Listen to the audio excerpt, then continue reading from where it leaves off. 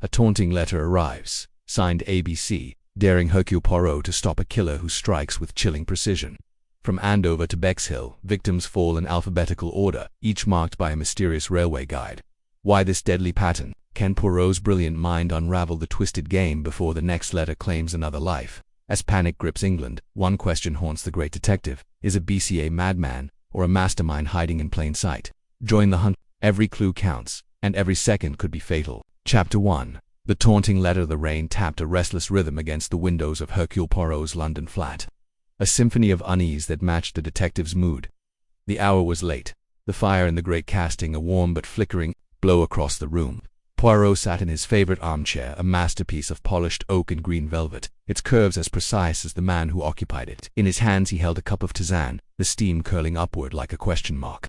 The scent of chamomile and lemon was a small comfort, but it could not dispel the faint prickle at the back of his neck, a sensation he had learned, over decades of unraveling human mysteries, to heed without question. Across from him, Captain Arthur Hastings lounged with less elegance, his lanky frame sprawled in a chair that seemed too small for his enthusiasm. Hastings was reading the evening paper, his brow furrowed as he muttered about cricket scores and political squabbles. The contrast between the two men was stark. Poirot, with his immaculate mustache and tailored suit, was a study in precision. Hastings, with his rumpled tweed and earnest expression, was all heart and no artifice.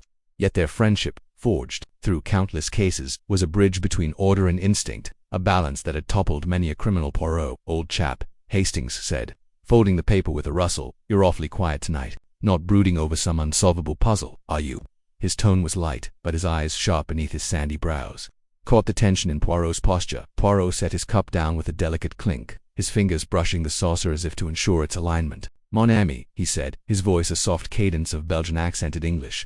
It is not the puzzle that troubles me, but the absence of one. The little grey cells. They grow restless without a challenge, and yet he trailed off, his green eyes narrowing as they fixed on a point beyond the room. Hastings chuckled. Restless. You've solved 3 cases this month alone. That jewel thief in Mayfair, the blackmail ring at the Ritz, and don't forget that dreadful business with the poisoned taxi, are practically a one-man Scotland Yard. Poirot's mustache twitched, a faint smile that did not reach his eyes. You flatter, Hastings, but flattery does not feed the mind.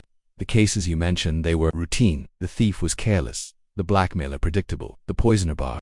A child could have seen through her lies. No, I crave something worthy of Hercule Poirot, something to test the order and method of my little grey cells. As if in answer, a sharp rap echoed from the door. Poirot's head snapped up, his senses alert.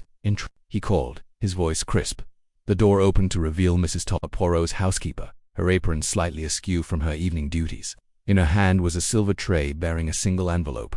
Beg pardon, sir, she said, her Cockney accent, warm but deferential. This came just now, delivered by hand. No messenger, no return address. Thought it might be urgent. Poirot's fingers, nimble despite their age, took the envelope with the care one might reserve for a rare artifact. It was of fine quality, cream-colored and heavy, with his name, Mem Hercule Poirot, typed in precise mechanical letters. No flourish, no handwriting, only the stark efficiency of a typewriter.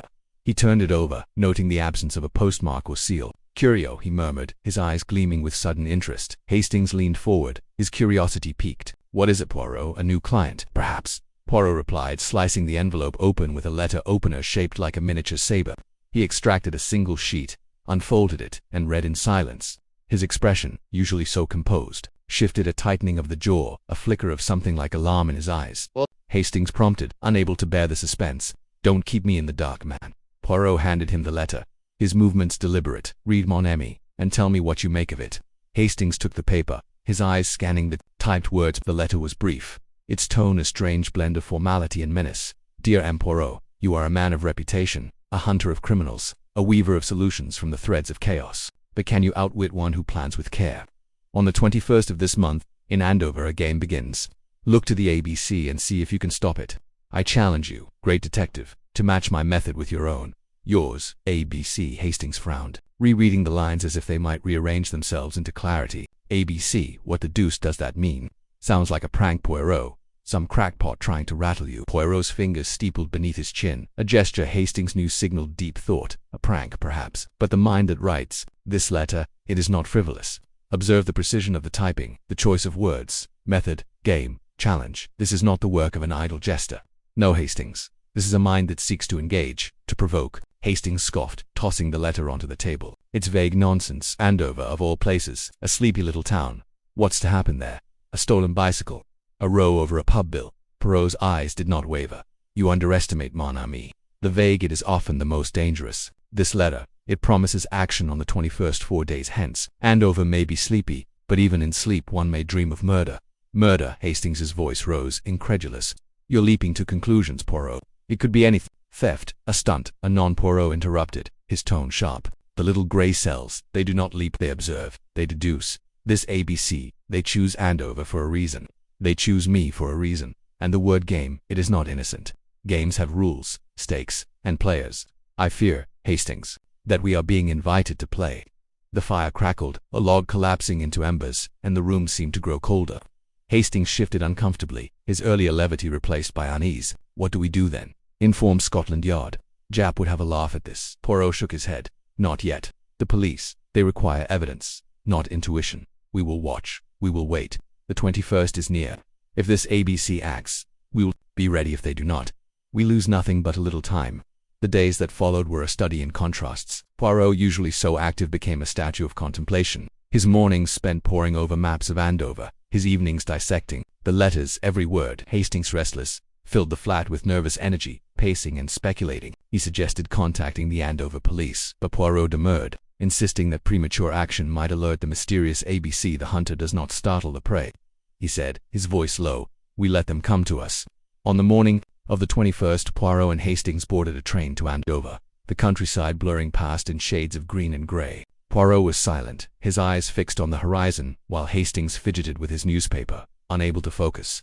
The town greeted them with a deceptive calm. Cobblestone streets, a market square bustling with vendors, and the faint chime of a church. Andover seemed the antithesis of danger, its ordinariness almost mocking Poirot's suspicions. They checked into a modest inn, White Hart, where Poirot's fastidiousness drew amused glances from the staff. This room, it is adequate, he declared, adjusting a crooked picture frame with a grimace. Hastings grinned, grateful for the fleeting return of Poirot's quirks.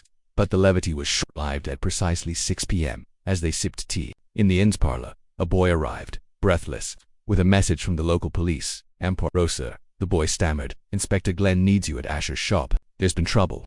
Poirot's cup paused mid-air, his eyes narrowing. Trouble, you say? Be precise, young man. The boy swallowed. It's Mrs. Asher, sir. She's dead. The shop was a narrow, dimly lit establishment on Andover's High Street, its windows cluttered with tobacco tins and faded advertisements. A small crowd had gathered, their whispers a low hum against the evening's chill. Inspector Glenn, a stout man with a weary face, met them at the door. Poirot, he said, tipping his hat. Didn't expect you here, but I'm glad. This is a nasty business. Inside, the air was thick with the scent of pipe tobacco and something shop of blood. Alice Asher, a widow in her 60s, lay behind the counter, her body crumpled like a discarded rag. A single blow to the head had ended her life, the wound clean but brutal. Beside her, open to the letter A, was an A.B.C. railway guide, its pages pristine despite the chaos around it. Poirot knelt, his gloved hands hovering over the scene without touching. Mon Dieu, he murmured, his eyes scanning every detail, the undisturbed shelves, the cash register untouched, the faint smudge of ash on the counter. This is no robbery, Inspector. This is deliberate.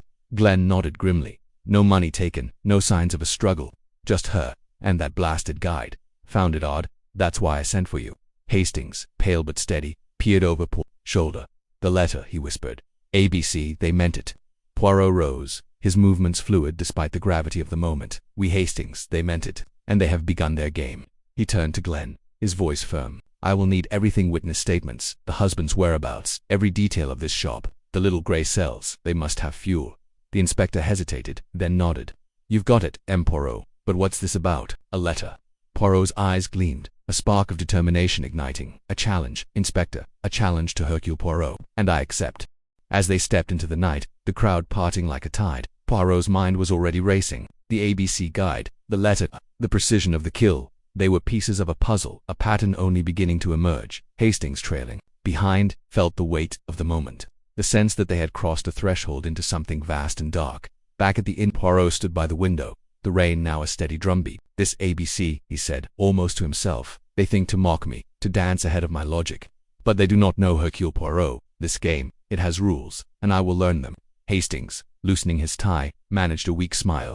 You'll catch them, Poirot. You always do. Poirot turned, his mustache curving in a resolute line. "Oui, mon ami. But first, we must understand the board on which we play. Andover is but the first move. There will be others." The chapter closed with Poirot's vow hanging in the air, a promise of pursuit that felt complete yet pulsed with the promise of more.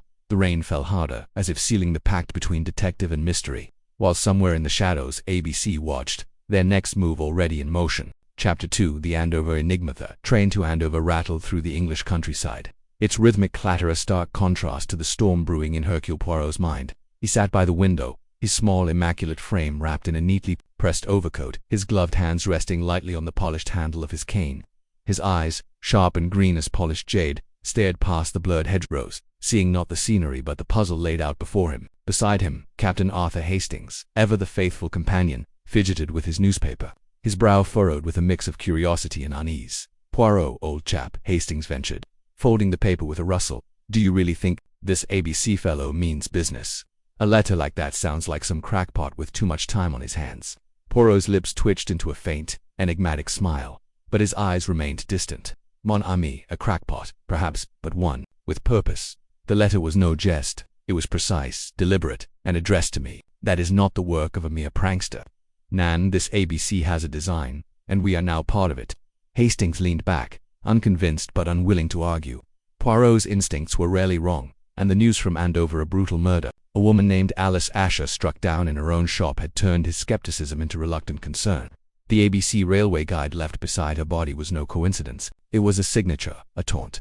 And Poirot was already weaving the threads of this mystery into a tapestry only his mind could fully comprehend. The Andover station was a modest affair, its platform bustling with the quiet rhythm of a small market. Town porters pushed carts laden with crates, and a handful of passengers disembarked under a grey sky threatening rain. Poirot stepped down with the grace of a man who never hurried yet always arrived precisely when needed. Hastings followed, his taller frame slightly stooped as he adjusted his hat against the breeze. A local constable, a ruddy-faced man named Constable Barnes, met them at the platform. His uniform was crisp, but his eyes betrayed a nervous energy. "Mr. Poirot, sir," he said, extending a hand. "We're right, glad you're here. This business with Mrs. Asher, it's got the whole town in a tizzy." "Take us to the scene, if you please," Poirot replied, his voice calm but commanding. "Every detail, every moment, is of consequence." The tobacco shop was a narrow, unassuming building on Andover's High Street, its faded sign reading Asher's Tobaccos and Sundries in peeling gold letters. A small crowd lingered outside, their whispers forming a low hum as Constable Barnes led Poirot and Hastings through the door. The bell above jingled faintly, a cheerful note jarring against the grim scene within. Alice Asher's body had been removed, but the shop bore the weight of her death. The air was thick with the stale scent of tobacco, undercut by something sharper cigarette smoke, Poirot noted, though no ashtray was in sight. The counter, cluttered with jars of pipe tobacco and packets of cigarettes, was undisturbed, save for a single item, an A.B.C. railway guide, its pages open to the Andover section, lying like a silent sentinel where Alice had fallen. Eyes swept the room with the precision of a watchmaker. The floor was worn but clean, the shelves neatly stocked. A small stool lay overturned near the counter, and a faint smear of blood marked the edge where Alice's head had struck. He crouched, his movements deliberate, and examined the floorboards. "No struggle," he murmured. "The blow was swift, precise. The killer knew exactly what he intended." Hastings, standing near the counter, peered at the A.B.C. guide. "Odd thing to leave behind, don't you think?" "Almost like he wanted us to find it," Precisement, Poirot said, rising. "It is not merely evidence, it is a message. The killer wishes us to know his method, his order, but why? That is the question." Constable Barnes cleared his throat. "The doctor says she died instantly. Single blow to the back of the head, likely with something heavy, a club or a pipe, maybe. No fingerprints, no murder weapon. We've got her husband in for questioning, though. Shifty sort, if you ask me." Poirot's eyebrows arched slightly. "The husband, you say? Tell me of him." "Franz Asher," Barnes replied. "German fellow, came over years ago. He and Alice haven't lived together for a while, bad blood. From what we hear, he's got a temper, and the neighbors say they've heard him shouting at her before. He claims he was at the pub all evening, but we were checking his story." "Take us to him," Poirot said, his tone leaving no room for delay. The police station was a short walk away, a squat brick building with a single holding cell. Franz Asher sat on a wooden bench, his broad shoulders slumped, his hands clasped tightly. He was a man in his late 50s, with a weathered face and thinning hair, his eyes bloodshot but defiant. When Poirot entered, Franz's gaze flicked up, wary and resentful. "You're the detective?" Then Franz's voice carried a faint accent, roughened by years in England. "I didn't kill her, I wasn't even there." Poirot sat opposite, his posture impeccable. his eyes studying Franz like a specimen under a microscope. "Monsieur Asher, let us be clear. Your wife is dead, and you are a man with a history of discord with her. Tell me, where were you on the evening of the 21st? The Red Lion," Franz said, his jaw tight. "Drinking with mates. Ask anyone there, they'll tell you." "And yet," Poirot said softly, "you and Madame Asher were estranged. There were arguments, Nan, perhaps threats." Franz's hands clenched. "We had our rows, sure. She was stubborn, always nagging, but I didn't kill her. Why would I? We barely saw each other anymore." Poirot leaned forward, his voice low and deliberate. "Perhaps because the shop was hers and you stood to gain. Or perhaps because of pride, wounded by years of separation." Franz's face reddened, but he held Poirot's gaze. "I didn't need her money and pride. I've got none left. Whoever did this, it wasn't me." Poirot sat back, his expression unreadable. "We shall see, monsieur, we shall see." Outside the station, Hastings lit a cigarette, exhaling a plume of smoke. "He's got motive, Poirot, but his story's solid. The pub landlord vouched for him, says Franz was there till closing." Poirot nodded, his eyes narrowing as he watched the townsfolk pass by. "The alibi is convenient, perhaps too convenient, but let us not fixate on Monsieur Asher yet. There is more to this crime than a domestic quarrel." They returned to the shop where Poirot lingered, his attention drawn to the smallest details. He knelt by the counter, sniffing the air again. "This cigarette smoke," he said, almost to himself, "it is fresh, not stale like the tobacco. Someone was here smoking, perhaps watching." Hastings frowned. "You think the killer smoked while he waited? That's bold." "Bold, or careless," Poirot replied. "And this A.B.C. guide, why leave it open to Andover? It is not merely a marker, it is a challenge, a signature of intent." The afternoon waned as Poirot interviewed neighbors. Mrs. Fowler, a sharp-eyed widow who lived across the street, recalled seeing a man in a dark coat near the shop that evening. "He was just standing there, watching," she said, her voice trembling. "Didn't think much of it at the time, but now." Poirot pressed her gently. "This man, what did he look like? His face, his manner?" Mrs. Fowler shook her head. "Couldn't see his face clear, not with his hat pulled low, but he was tall, thin-like. Moved quick when he left, like he didn't want to be seen." Poirot thanked her, his mind already turning over this new piece of the puzzle. Back at the shop, he stood silently, his hands clasped behind his back, his eyes scanning every inch of the room. Hastings, accustomed to these moments of stillness, waited patiently. Finally, he spoke. "This crime, Hastings, is not random. It is the first note in a symphony, and the killer is the composer. The A.B.C. guide, the letter, the choice of Andover, it is all part of his score. But what is the melody? That is what we must discover." As dusk settled over Andover, Poirot and Hastings boarded the train back to London. The town's quiet charm felt tainted now, its streets shadowed by the specter of a killer who had struck once, and Poirot was certain would strike again. In his notebook, he sketched a mental map of the crime, the shop, the guide, the cigarette smoke, the mysterious stranger. Each clue was a thread, and Poirot's little gray cells were already weaving them into a pattern. "Hastings," he said as the train pulled away, "this A.B.C. is no ordinary criminal. He is playing a game, and we are his opponents.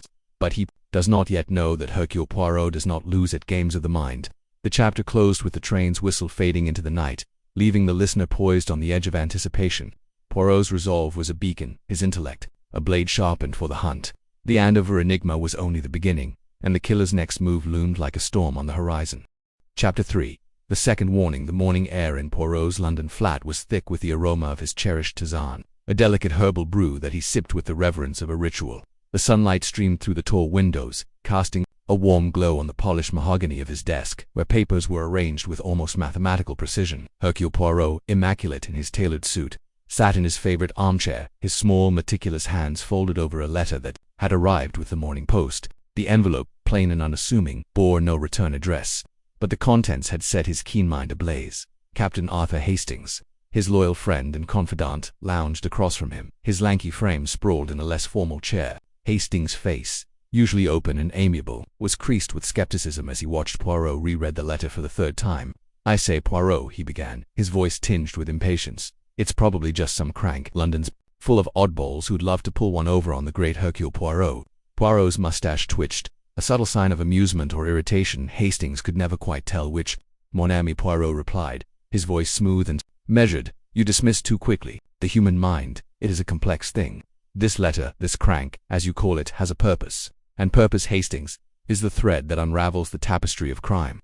He held the letter up to the light, as if its secrets might reveal themselves in the grain of the paper. The text was typewritten, stark and impersonal, yet its tone was unmistakably taunting. It read, "Dear M. Poirot, your reputation precedes you, but even you cannot outwit the inevitable. On the 25th, in Bexhill and C, You will find another lesson in humility. Look to the ABC guide, and perhaps you will see yours. ABC, Bexhill and C. Poirot murmured, his green eyes narrowing.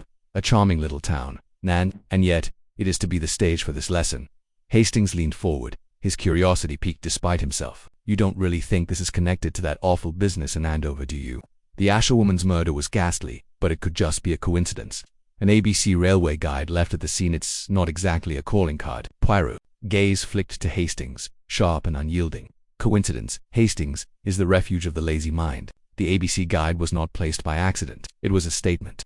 And this letter, he tapped the paper lightly, is no idle jest. It is a challenge. The Belgian detective rose, his movements precise, and began pacing the room, his polished shoes clicking softly on the hardwood floor. We must act, Hastings. The 25th is but 3 days hence. I shall contact Chief Inspector Japp at once. If this ABC intends to strike in Bexhill, we shall be there to meet him. By noon, Poirot had secured Japp's cooperation, though the Chief Inspector's gruff voice over the telephone betrayed his skepticism. Another letter, Poirot.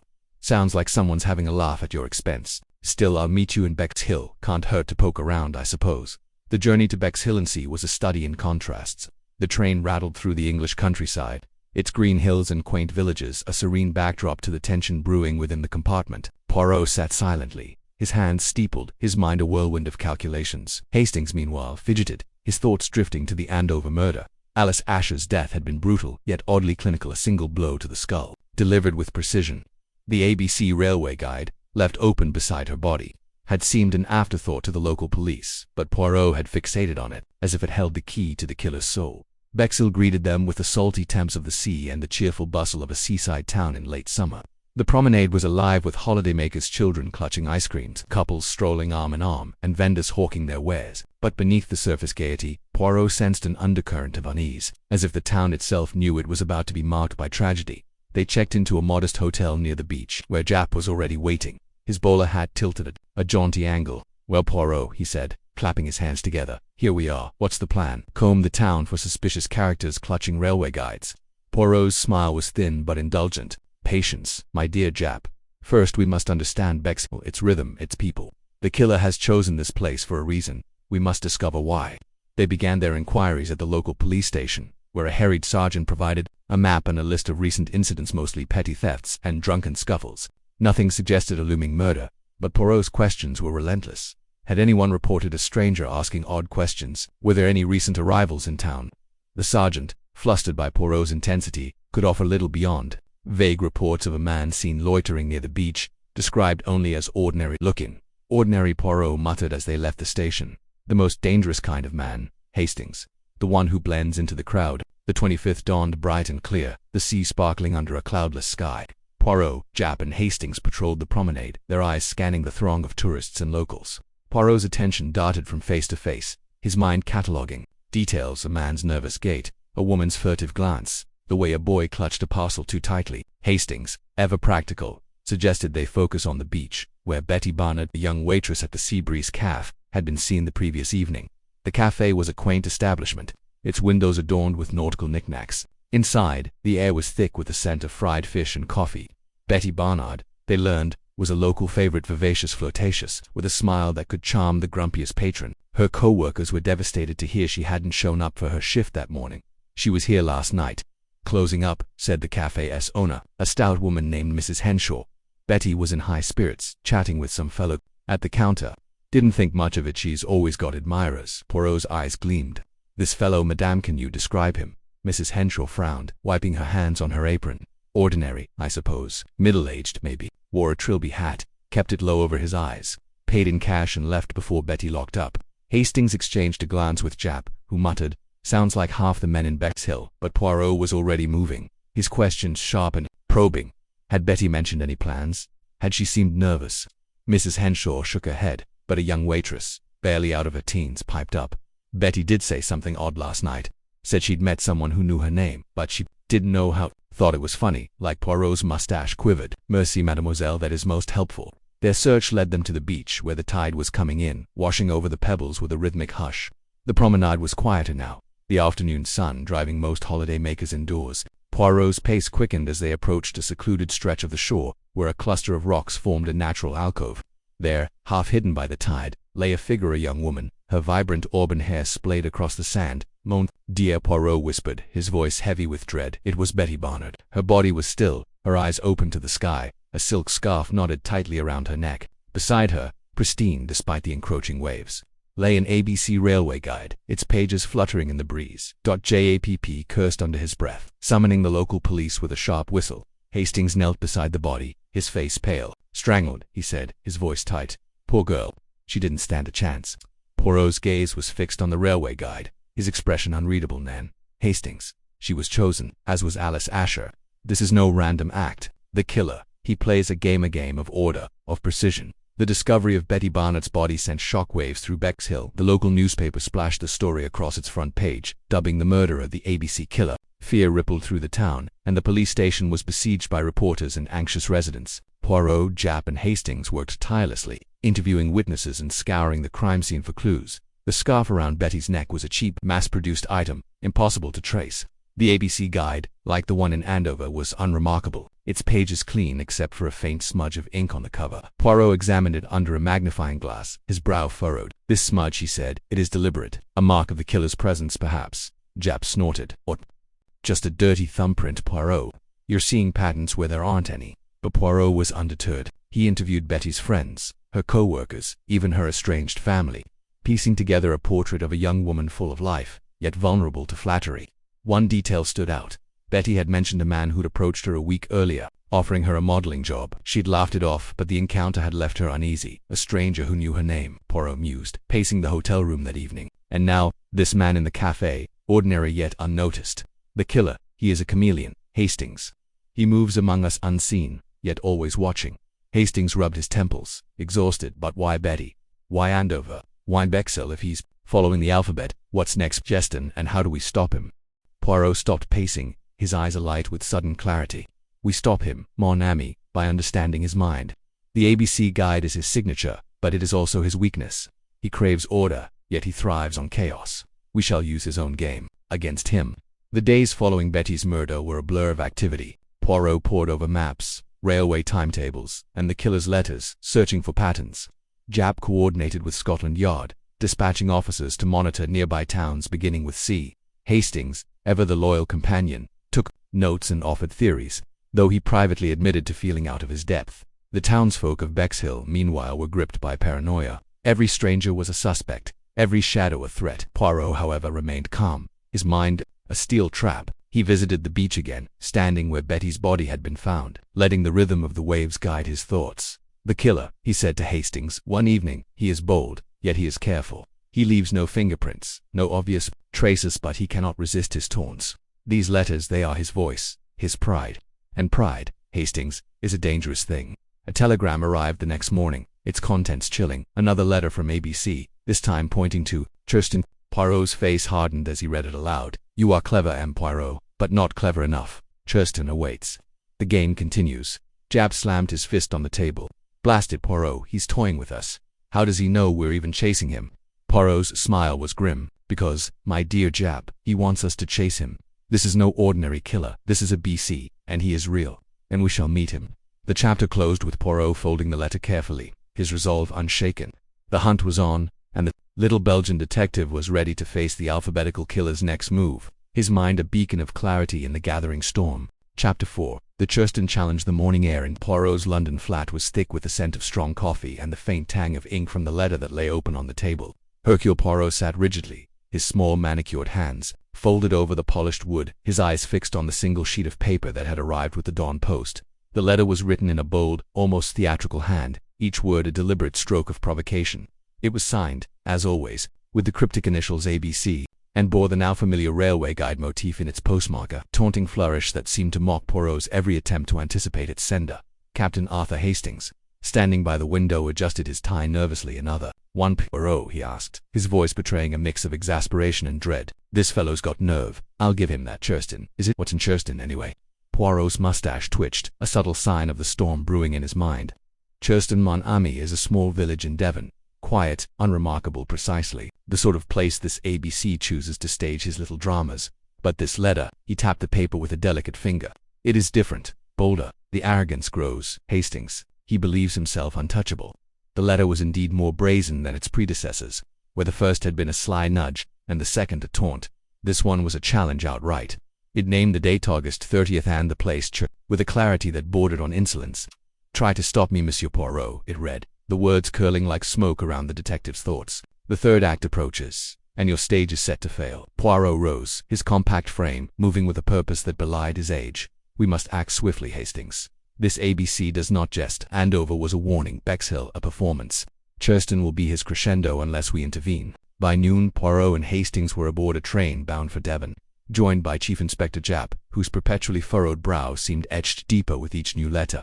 The carriage rattled through the countryside, green fields blurring past, but Poirot's gaze remained inward, his mind turning over the puzzle like a jeweler inspecting a flawed gem. Japp, flipping through a dossier on the Andover and Bexhill cases, muttered, "If this chop's sticking to his alphabet, we're looking for a C now. But who and why Churston?" "Precisement," Poirot murmured. "The alphabet is his signature, but it is also his cage. He cannot deviate, or the pattern collapses. That is our advantage. Japp, we know where he will strike. We must ensure we are there first." Churston was a sleepy village, its cobblestone streets lined with ivy-clad cottages and a single pub that served as the heart of local gossip. The trio arrived at dusk, the sky bruised with clouds, and checked into the Churston Arms, a modest inn with creaking floors and a landlord who eyed them with curiosity. Poirot wasted no time. He dispatched Japp to coordinate with a local constabulary, a small force unaccustomed to anything graver than stolen livestock, while he and Hastings set out to canvass the village. Their first stop was the post office, a squat building where an elderly clerk named Mrs. Tuttle sorted letters with arthritic hands. Poirot, ever the charmer, coaxed her into conversation. "Madame, you are the eyes of Churston Nan. Tell me, have you seen any strangers recently? Perhaps someone posting a letter with unusual care?" Mrs. Tuttle's eyes gleamed with the thrill of being consulted. "Well now, there was a fellow yesterday, tall mind you, with a scarf pulled high, posted a letter and was off quick-like. Didn't say a word, but he had a queer look about him. Nervous, I'd say." Poirot's eyes narrowed. "And this letter, did you see its destination?" "Oh, I don't pry, Mr. Poirot," she said, though her blush suggested otherwise. "But it was a London address, I reckon. Thick envelope, too. Not the usual sort." Hastings scribbled notes as Poirot pressed further, extracting details of the man's coat, dark, possibly wool, his hat a fedora, tilted low, and his departure toward the station, on foot. It was a thin thread, but Poirot's mind wove it into the larger tapestry. The next hours were a whirlwind of inquiries. Poirot and Hastings visited every shop, every home with a view of the high street, piecing together fragments of the stranger's movements. A baker recalled a man matching the description buying a loaf but paying with a crisp note, unusual for a village where coins were king. A boy delivering newspapers mentioned a funny gent lingering near the manor house of Sir Carmichael Clarke, Churston's most prominent resident. Sir Carmichael, Poirot mused as they walked toward the manor, its chimneys just visible over the trees. A.C. in Churston, could it be so simple? The manor was a sprawling Georgian pile, its windows glowing against the gathering night. Sir Carmichael Clarke, a baronet of 62, greeted them with the weary courtesy of a man accustomed to deference.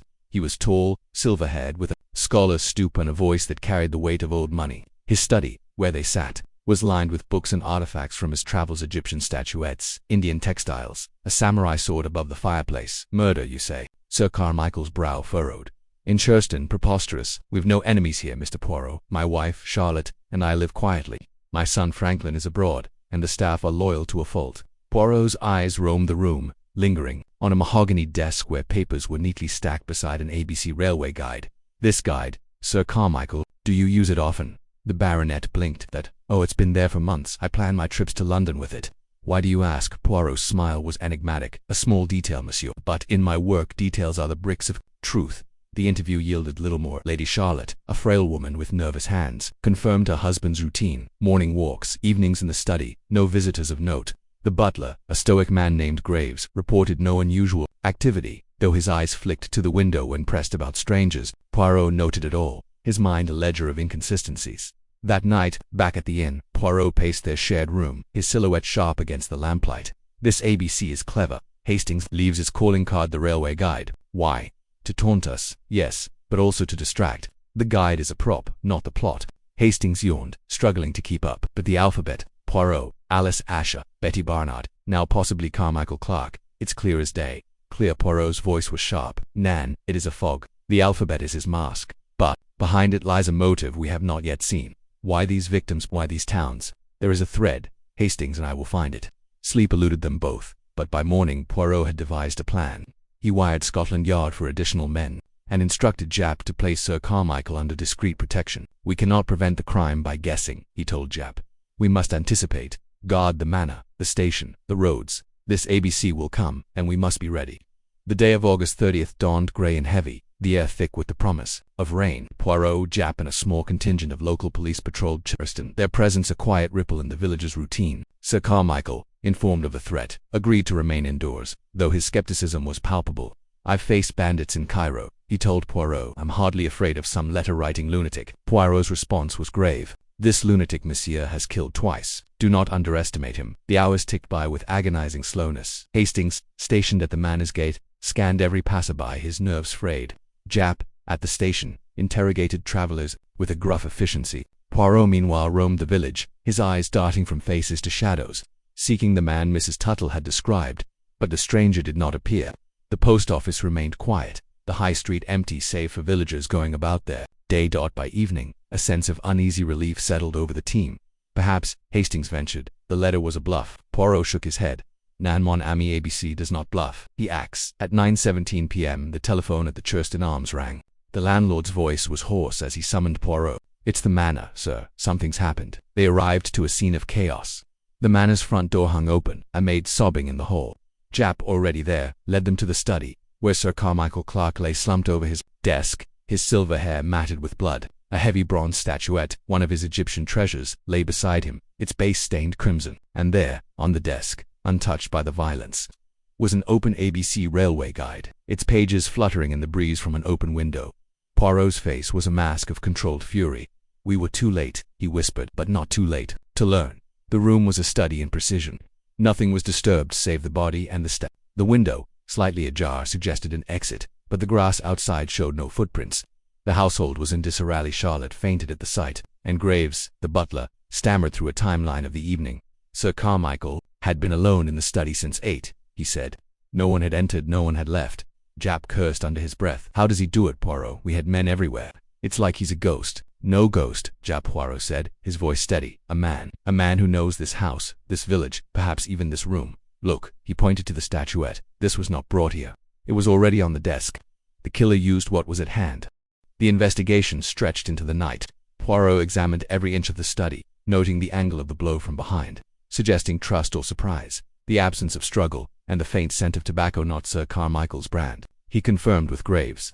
Lady Charlotte, revived, spoke of her husband's recent unease, a sense of being watched. The staff, questioned one by one, offered nothing concrete, though Poirot lingered on the gardener's hesitation when asked about the grounds. By dawn, the village was awake with whispers of the alphabet killer. The press descended, their headlines screaming of a madman taunting England's finest. Poirot, undeterred, gathered Japp and Hastings in the inn's parlor.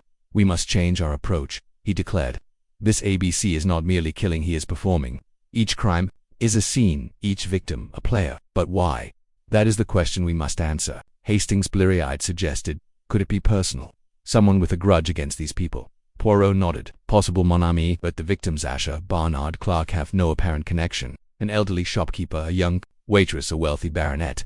The thread is not their lives, but their deaths. The ABC guide, the alphabetical order, these are his signature, but they hide his purpose." Japp slammed a fist on the table. "Then what do we do, Poirot? Wait for the next letter?" "Another body," Nan, Poirot said, his eyes gleaming. "We fight back. We form a, how do you say, a legion. The families of the victims, the police, the witnesses, they must unite. ABC believes himself invisible, but together we will see him." The idea took shape swiftly. Poirot proposed contacting the families of Alice Asher and Betty Barnard, inviting them to join forces. "Each holds a piece of the puzzle," he explained. "A memory, a detail, a suspicion. Together, we will build a net to catch this killer." By midday, telegrams were sent to Andover and Bexhill. Poirot, Japp, and Hastings returned to London, the weight of failure tempered by the spark of a new strategy. In the train carriage, Poirot sat silently, his fingers tracing the edge of the latest letter, now sealed in an evidence bag. "Churston was his triumph," he murmured, "but it will also be his mistake, for in his arrogance, he has left us a trail." The chapter closed with the train pulling into Paddington Station, the city's clamor a stark contrast to Churston's quiet horror. Poirot stepped onto the platform, his posture erect, his eyes alight with resolve. "We are not beaten, Hastings," he said. "The game is not over. ABC has played his hand, and now, it is my turn." The investigation into Sir Carmichael's death consumed the next days, with Poirot's legion taking shape. In Andover, Alice Asher's niece, Mary Drower, agreed to join, her grief sharpened by a determination to find justice. In Bexhill, Betty Barnett's sister, Megan, brought a fiery resolve. Her memories of Betty's last days laced with details Poirot catalogued meticulously. The Legion, as Poirot dubbed it, would meet in London, a coalition of the bereaved and the determined, united by a common enemy. Back in Churston, the police continued their sweep, but the trail was cold. The stranger from the post office had vanished, his description too vague to pin down. The statuette, wiped clean of prints, offered no clues, and the A.B.C. guide, maddeningly, was a common edition, available in any bookshop. Yet, mind churned, piecing together the killer's method. The blow to Sir Carmichael's head had been precise, delivered by someone familiar with the room's layout. The open window, Poirot suspected, was a feint meant to suggest an outsider, when the truth might lie closer to home. Interviews with the manor staff deepened the mystery. The cook, a stout woman named Mrs. Harrow, mentioned Sir Carmichael's recent preoccupation with his will, a detail that piqued Poirot's interest. He was revising it, she said, talking about legacies and such. Didn't want Lady Charlotte to know, though said it was to protect her. The will, Poirot learned, favored distant relatives and charities, with little left for the household staff. Could resentment have festered? Graves, the butler, seemed to composed, his answers to rehearsed. The gardener, a young man named Tompkins, admitted to seeing a figure near the manor's gates the night before the murder but claimed it was too dark to be sure. Poirot's questions were gentle but relentless, peeling back layers of half-truths. Meanwhile, the press frenzy grew. The Daily Clarion ran a front-page story titled The A.B.C. Terror, speculating wildly about the killer's motives. Was he a lunatic, a revolutionary, a scorned lover? Poirot dismissed the theories but noted their effect. Fear was spreading, and with it, A.B.C.'s power. He feeds on this, Poirot told Jap. The panic, the headlines at his stage. The Legion's first meeting was set for the following week, but Poirot did not wait. He returned to Churston alone, walking the manor's grounds under a drizzle that mirrored his mood. The estate was quiet now, the police gone, the family in mourning. Lady Charlotte, pale and withdrawn, allowed him to revisit the study. There, Poirot stood by the desk, recreating the moment of the murder in his mind. The statuette, the guide, the open window, all pieces of a puzzle that refused to fit. A sudden thought struck him. He crossed to the fireplace where the samurai sword hung. It was decorative, its blade dull, but its presence nagged at him. Why choose the statuette over a weapon so close? He examined the sword, noting a faint smudge on its hilt barely visible, yet unmistakable to his trained eye. Mon Dieu, he whispered. A mistake. He summoned Jap, who arrived with a forensic kit. The smudge, tested, revealed traces of oil not from a hand, but from a cloth, as if someone had cleaned it hastily. The killer touched this, Poirot said. Perhaps he considered it, then chose the statuette. But why? The answer came later. In a conversation with Lady Charlotte, "My husband loved that sword," she said, her voice trembling. "He'd show it to guests, tell stories of his travels. Everyone in the house knew it was blunt." Poirot's eyes gleamed. Everyone? Madame or someone? The question hung unanswered as Poirot returned to London, the Legion's meeting now imminent. He spent the train journey sketching a mental map of the case, each victim a point, each crime a line. Alice Asher, killed for her shop's isolation. Betty Barnard, chosen for her visibility.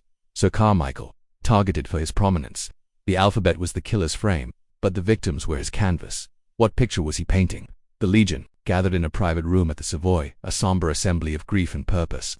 Mary Drower, small and fierce, spoke of her aunt's quiet life, her only sin, her solitude. Megan Barnard, eyes red but voice steady, recalled Betty's charm, the habit of trusting strangers. Lady Charlotte, representing her husband, added little but listened intently, her hands clutching a handkerchief. Poirot stood at the head of the table, his presence commanding despite his stature. "Miss Amos," he began, "we are not merely victims' kin or investigators.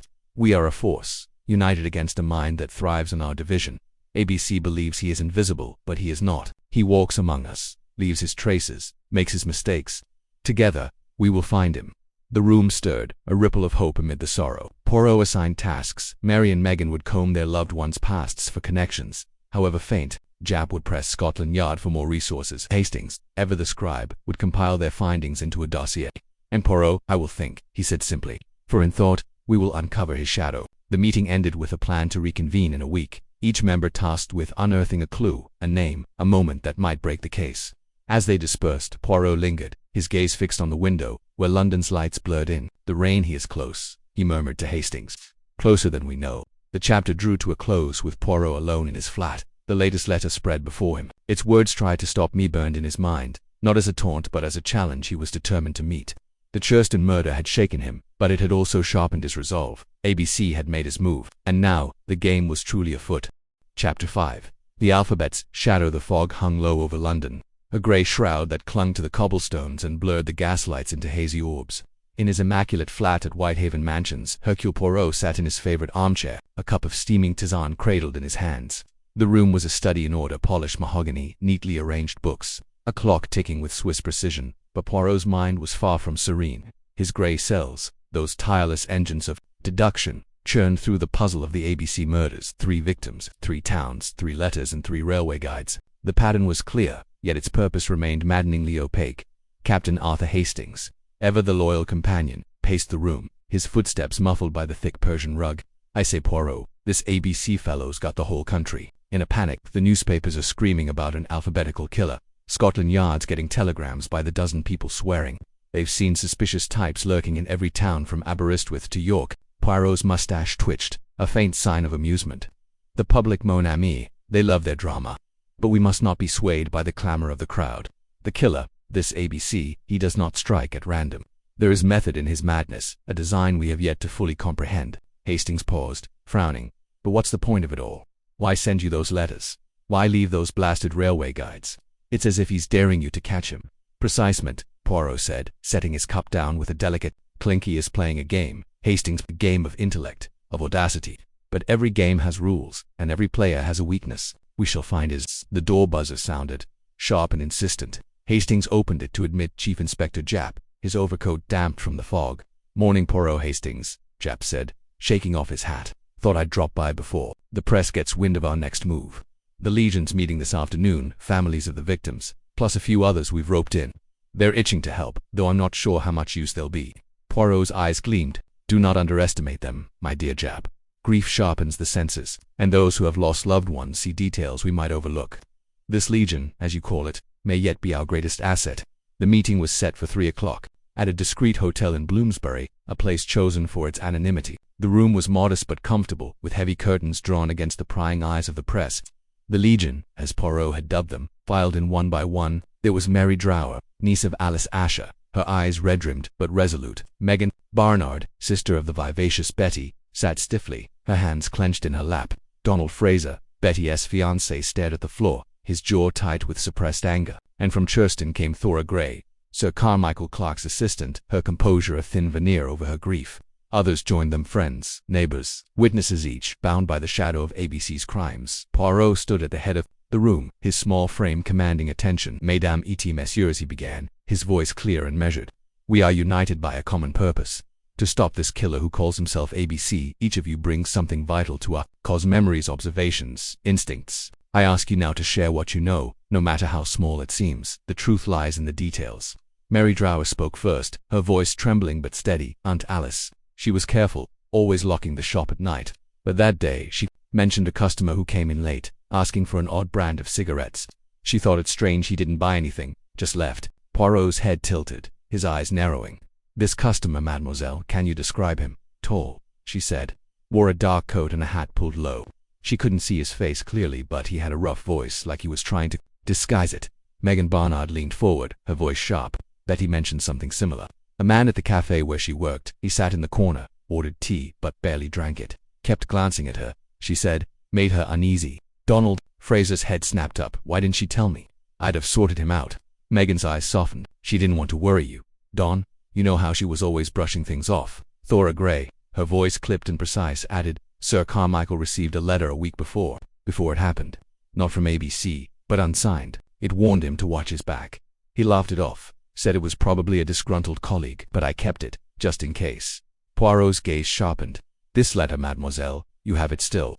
She nodded, producing the sheet from her purse. Poirot examined it, his fingers tracing the typed words.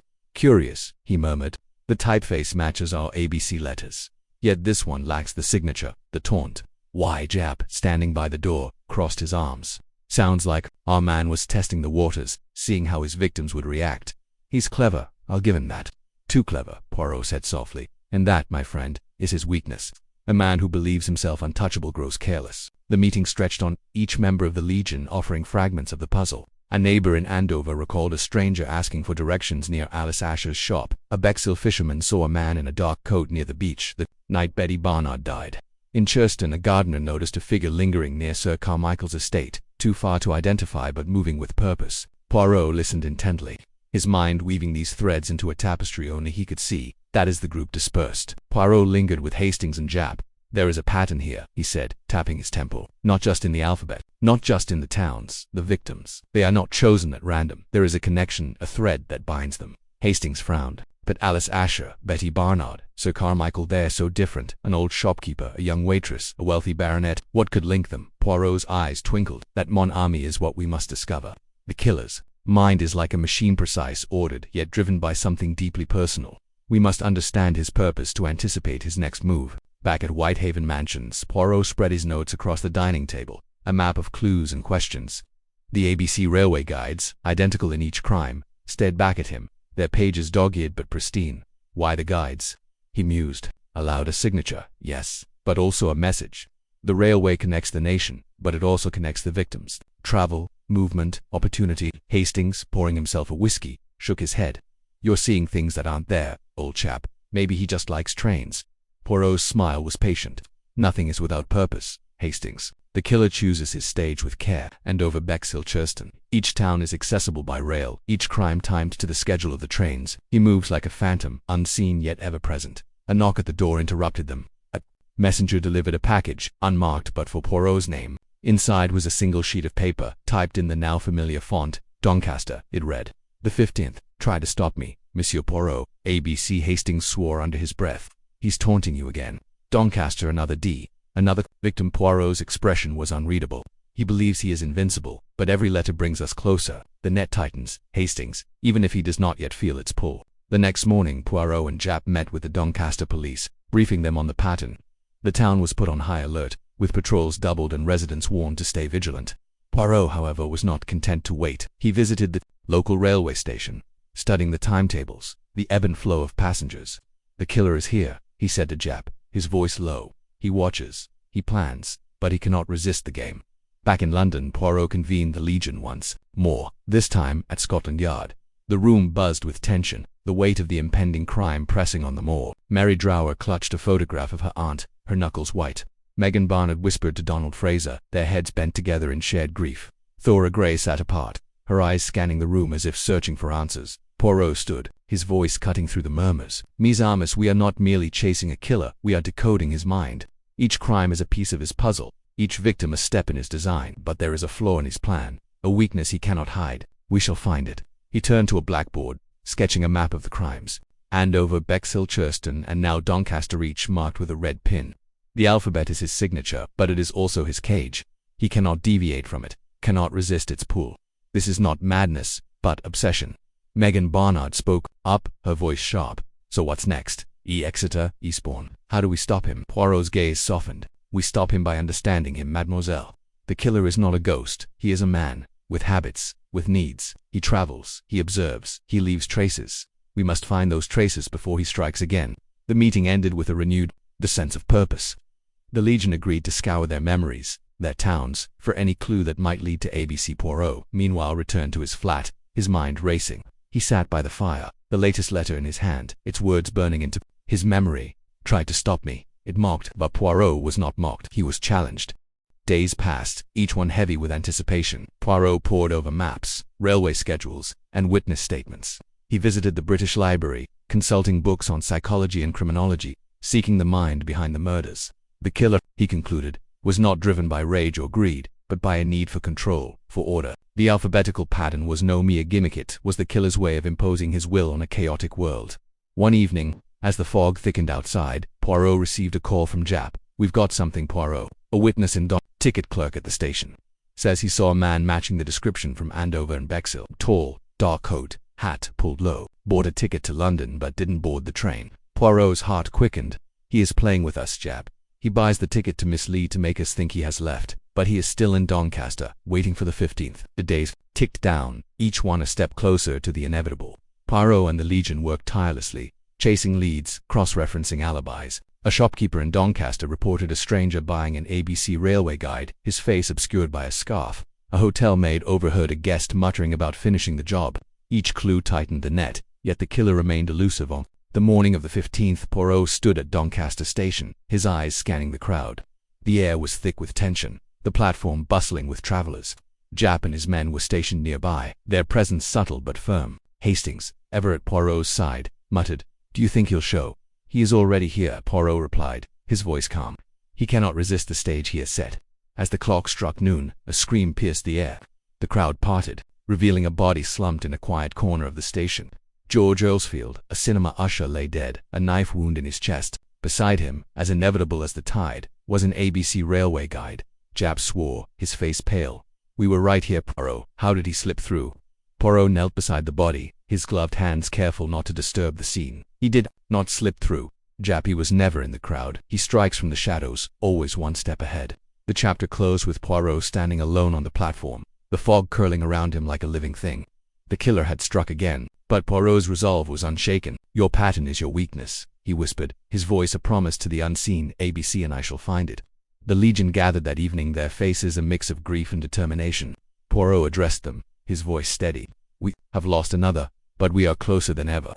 The killer believes he is invincible, but he has left us a trail. We shall follow it, Ms. Amos, to the very end." As the fog thickened outside, Poirot's grey cells burned bright, piecing together the alphabet's shadow. The hunt was far from over, but the net was tightening, and the killer's game was about to meet its match. Chapter 6. The Doncaster Deception. The morning air in London carried a crisp edge, the kind that sharpened the senses and quickened the pulse. Hercule Poirot sat at his polished mahogany desk, the surface gleaming under the soft glow of a green lamp. His hands, immaculate as always, held the fourth letter from the mysterious ABC, its paper creased from repeated readings. The words, typed with mechanical precision, taunted him. Doncaster. The 25th. "You think you're clever, don't you, Monsieur Poirot? Let us see how you fare when the game moves faster." The signature, as always, was a stark ABC. Captain Arthur Hastings, perched on the edge of an armchair, watched his friend with a mix of admiration and impatience. "Poirot, you've read that blasted thing a dozen times," Hastings said, his voice tinged with frustration. "What more can it tell you? Doncaster's a big place, a racecourse, a railway hub. How do we even begin?" Poirot's mustache twitched, a faint smile playing beneath it. "Mon ami, the letter tells me much, not in its words, but in its tone. This ABC, he grows bolder, more insolent. He believes he has outwitted us. That is his mistake." Poirot's eyes, sharp as polished jade, flicked to Hastings. "We go to Doncaster, and we go prepared." The journey to Doncaster was a flurry of activity. Poirot had rallied his unlikely alliance, the Legion, as he dubbed the group of victims' families into a coordinated effort with Scotland Yard. Chief Inspector Japp, his face etched with the strain of public scrutiny, met them at King's Cross Station. His trench coat flapped in the autumn wind as he briefed Poirot and Hastings on the platform, his voice low to avoid prying ears. "We've got every copper in Doncaster on alert," Japp said, puffing on a cigarette. "The race course is packed this week, St. Leger Stakes. Thousands of people, Poirot. If this maniac strikes there, it'll be chaos. Then we must be the calm in the storm," my friend Poirot replied, adjusting his Homburg hat. "The killer chooses Doncaster for a reason. The crowd, the noise, it is his shield. But we shall turn it against him." The train to Doncaster rattled through the countryside, its rhythm a counterpoint to Poirot's racing thoughts. He sat in the first-class carriage, a notebook open on his lap, sketching diagrams only he could decipher, lines connected.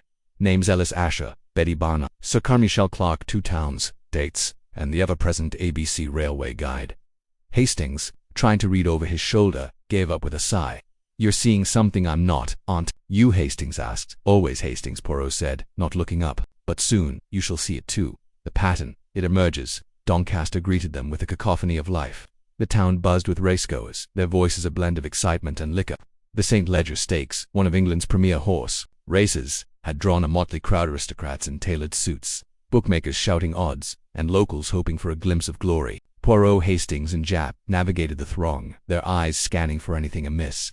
The Legion had been dispersed strategically. Mary Drower, Alice Asher's niece, lingered near the racecourse entrance, her sharp eyes watching for suspicious faces. Megan Barnard, Betty's sister, mingled in the betting tents, her grief masked by determination. Thora Gray, Sir Carmichael's former secretary, patrolled the grandstand, her elegance a subtle lure for information. Poirot's first stop was the local police station, a squat brick building humming with urgency. Inspector Kelsey, a burly man with a Yorkshire accent, greeted them with a firm handshake. "We've got extra men on the streets, Mr. Poirot," he said. "But this ABC business, it's got the town spooked.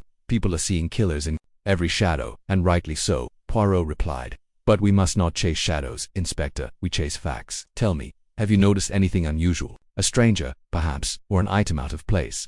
Kelsey frowned, rubbing his chin. Well, there's been talk of a man thin, always in a dark coat seen near the cinema and the racecourse.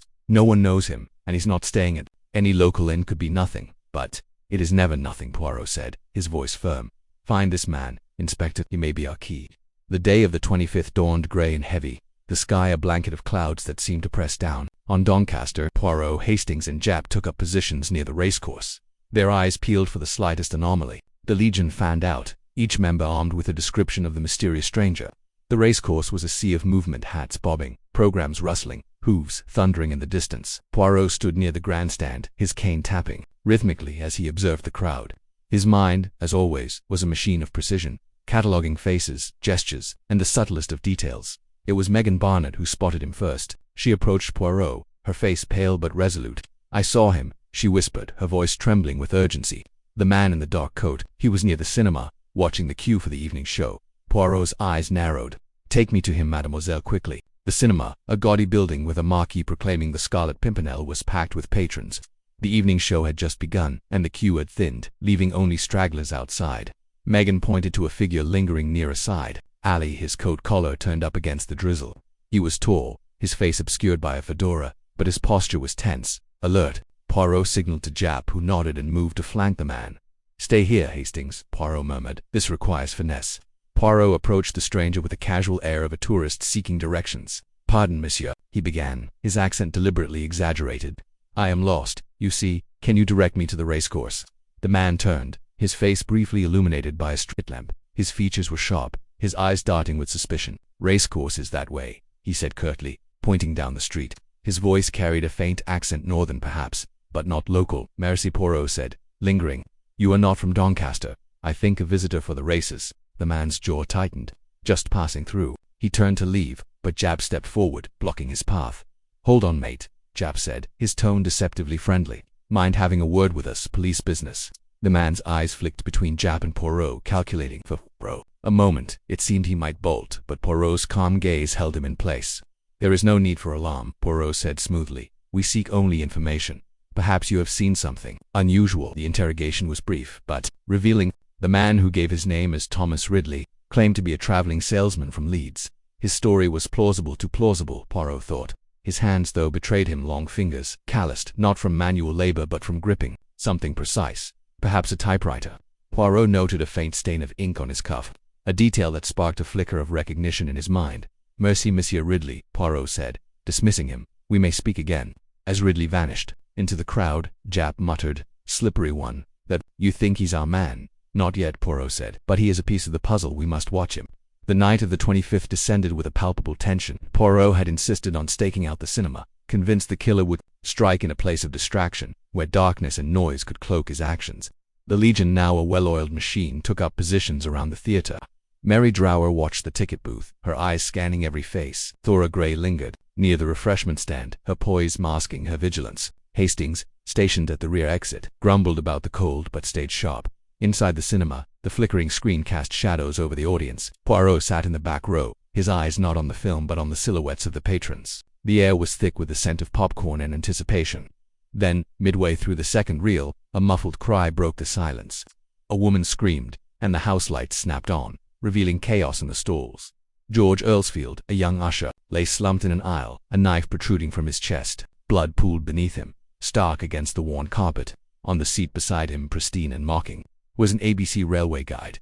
The audience erupted in panic, but Poirot's voice cut through the din. Remain calm. He shouted, his authority commanding obedience. No one leaves. Japp and the local police sealed the exits, herding the crowd into orderly groups. Poirot knelt beside Earlsfield's body, his gloved hands careful not to disturb the scene. The knife was ordinary, its handle wiped clean of prints. The A.B.C. guide, as always, was open to the Doncaster page, a silent taunt. Poirot's eyes lingered on the wound, clean, precise. The work of someone who knew exactly where to strike. Mon Dieu, he murmured. This is no random act. The killer was here, in this very room. The investigation that followed was a whirlwind of interviews and searches. The audience, shaken but cooperative, offered little of substance. A few recalled a tall man in a dark coat slipping out just before the lights came up, but no one could describe his face. Thomas Ridley, when questioned again, claimed he'd been at a pub across town. The barman confirmed his story, but Poirot noted the man's hesitation, a slight tremor in his voice. Back at the police station, Poirot gathered the Legion and Jap in a cramped office. The air was heavy with frustration, the weight of another death pressing on them all. Megan Barnett's eyes were red with tears, but her voice was steady. "Why him?" she demanded. "George Earlsfield, what did he have to do with the others?" Poirot paced, his cane tapping a slow rhythm.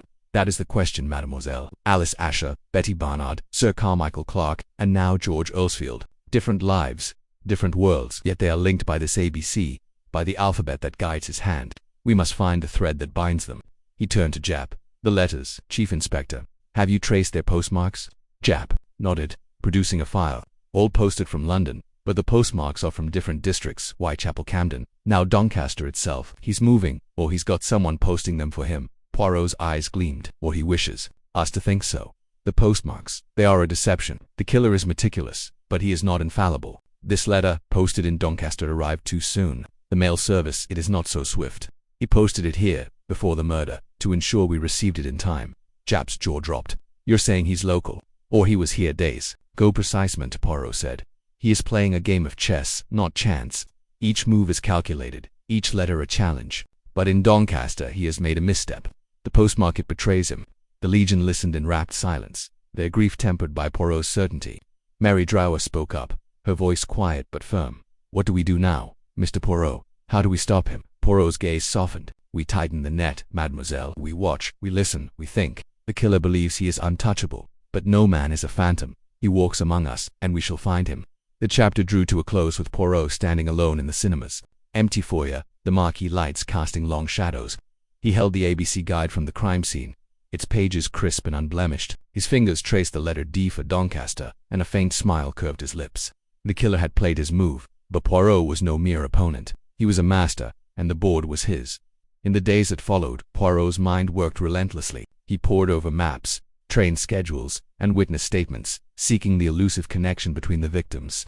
Thomas Ridley remained a person of interest, his movements tracked by Jap's men. The Legion, galvanized by their shared purpose, scoured Doncaster for clues, their resolve a testament to Poirot's leadership. The public, meanwhile, clamored for answers, their fear stoked by lurid headlines. "Alphabet killer strikes again." Scotland Yard's pressure mounted, but Poirot remained unshaken, his focus absolute. The breakthrough came late one evening, as Poirot sat in his temporary lodgings, a modest hotel room overlooking Doncaster's Market Square. He was rereading the killer's letters when a detail struck him, a discrepancy in the typeface, a slight irregularity in the A of the signature. It was subtle, almost invisible, but to Poirot it was a beacon. He summoned Jap and Hastings, his voice urgent. "The typewriter," he said, holding up the letter. "It is the key. The killer uses a machine, yes, but not just any machine. This A, it is misaligned, a flaw unique to one model. We must find it, Miss Amos. It will lead us to him." The search for the typewriter became a race against time. Jap's men canvassed stationers and offices, while Poirot and the Legion interviewed locals, seeking any mention of a typewriter with a faulty key. The trail led to a small printing shop on the edge of Doncaster, its owner a nervous man named Harold Crane. Crane admitted to owning an old imperial typewriter, its key notoriously When Poirot examined it, his heart quickened. The misalignment matched the letters perfectly. Crane, under pressure, claimed he'd lent the typewriter to a customer weeks ago, a tall man in a dark coat who'd paid in cash and left no name. Poirot's eyes gleamed with triumph. "We are close, Hastings," he said. "Very close." The chapter's final moments found Poirot standing in the printing shop, the typewriter before him like a captured trophy. The killer's game had grown reckless, his confidence a chink in his armor. Poirot's epiphany that A.B.C. was not merely a killer but a strategist playing a grand deception ignited a fire in his mind. The hunt was far from over, but the board had shifted. The next move was Poirot's, and he would not falter. Chapter 7. The mind of the hunter. Hercule Poirot sat in his London flat, the soft glow of a single lamp casting shadows across the room. The air was heavy with the scent of his tisane, a delicate blend of herbs that usually soothed his nerves. Tonight, however, his mind was a whirl of activity. His little grey cells dancing with the challenge of the A.B.C. killer. The stack of letters, each signed with the taunting initials, lay neatly arranged on his polished mahogany desk. There, words seared into his memory. Former Alice Asher in Andover, Betty Barnard in Bexhill, Sir Carmichael Clark in Churston, and George Earlsfield in Doncaster, each accompanied by an A.B.C. railway guide, each a step in a macabre alphabetical dance. The killer was no phantom. He was a mind, cunning and deliberate, and Poirot was determined to meet him on his own battlefield. Captain Hastings, ever the faithful companion, lounged in an armchair by the fire, his brow furrowed as he flipped through a newspaper. The headline screamed of the alphabetical killer, a moniker the press had eagerly adopted. "Poirot," he said, breaking the silence, "do you really think this chap will strike again? Surely he knows the whole country's on edge. Scotland Yard's got every man on alert, and your legions sniffing about like bloodhounds." Poirot's mustache twitched, a faint smile playing at the corners of his mouth. "Mon ami, you underestimate the ego of our adversary. This A.B.C. does not merely kill, he performs. Each letter, each crime, is a challenge flung at the feet of Hercule Poirot. He will not stop, for to stop would be to admit defeat. No, he will write again, and we must be ready." Hastings set the paper down, his eyes narrowing. "But what's his game, Poirot? Why the letters? Why the railway guides? It's as if he's daring you to catch him, but leaving just enough to keep us guessing." "Precisement," Poirot replied, rising from his chair with a fluid grace that belied his agitation. He paced the room, his small, precise steps a counterpoint to the chaos of the case. "The letters are not merely taunts, Hastings, they are the scaffolding of his mind, the structure of his madness, or perhaps his genius. To understand A.B.C., we must think as he does. We must enter the mind of the hunter." The room fell silent, save for the faint crackle of the fire. Poirot stopped by the window, gazing out at the London night, where gaslights flickered like stars against the fog. His reflection stared back, sharp and composed, but his mind was a storm of questions. What drove this killer? Was it madness, as the public believed, or a colder, more calculated motive? The alphabetical pattern suggested order, but the brutality of the crime spoke of chaos. Poirot's fingers drummed lightly on the windowsill, a rare sign of restlessness. "Hastings," he said abruptly, turning back to his friend, "let us conduct a little exercise. You are A.B.C., you have killed 4 times, each crime planned with precision, each victim chosen with care. Why do you write to me? Why not to Scotland Yard, or the newspapers, or no one at all?"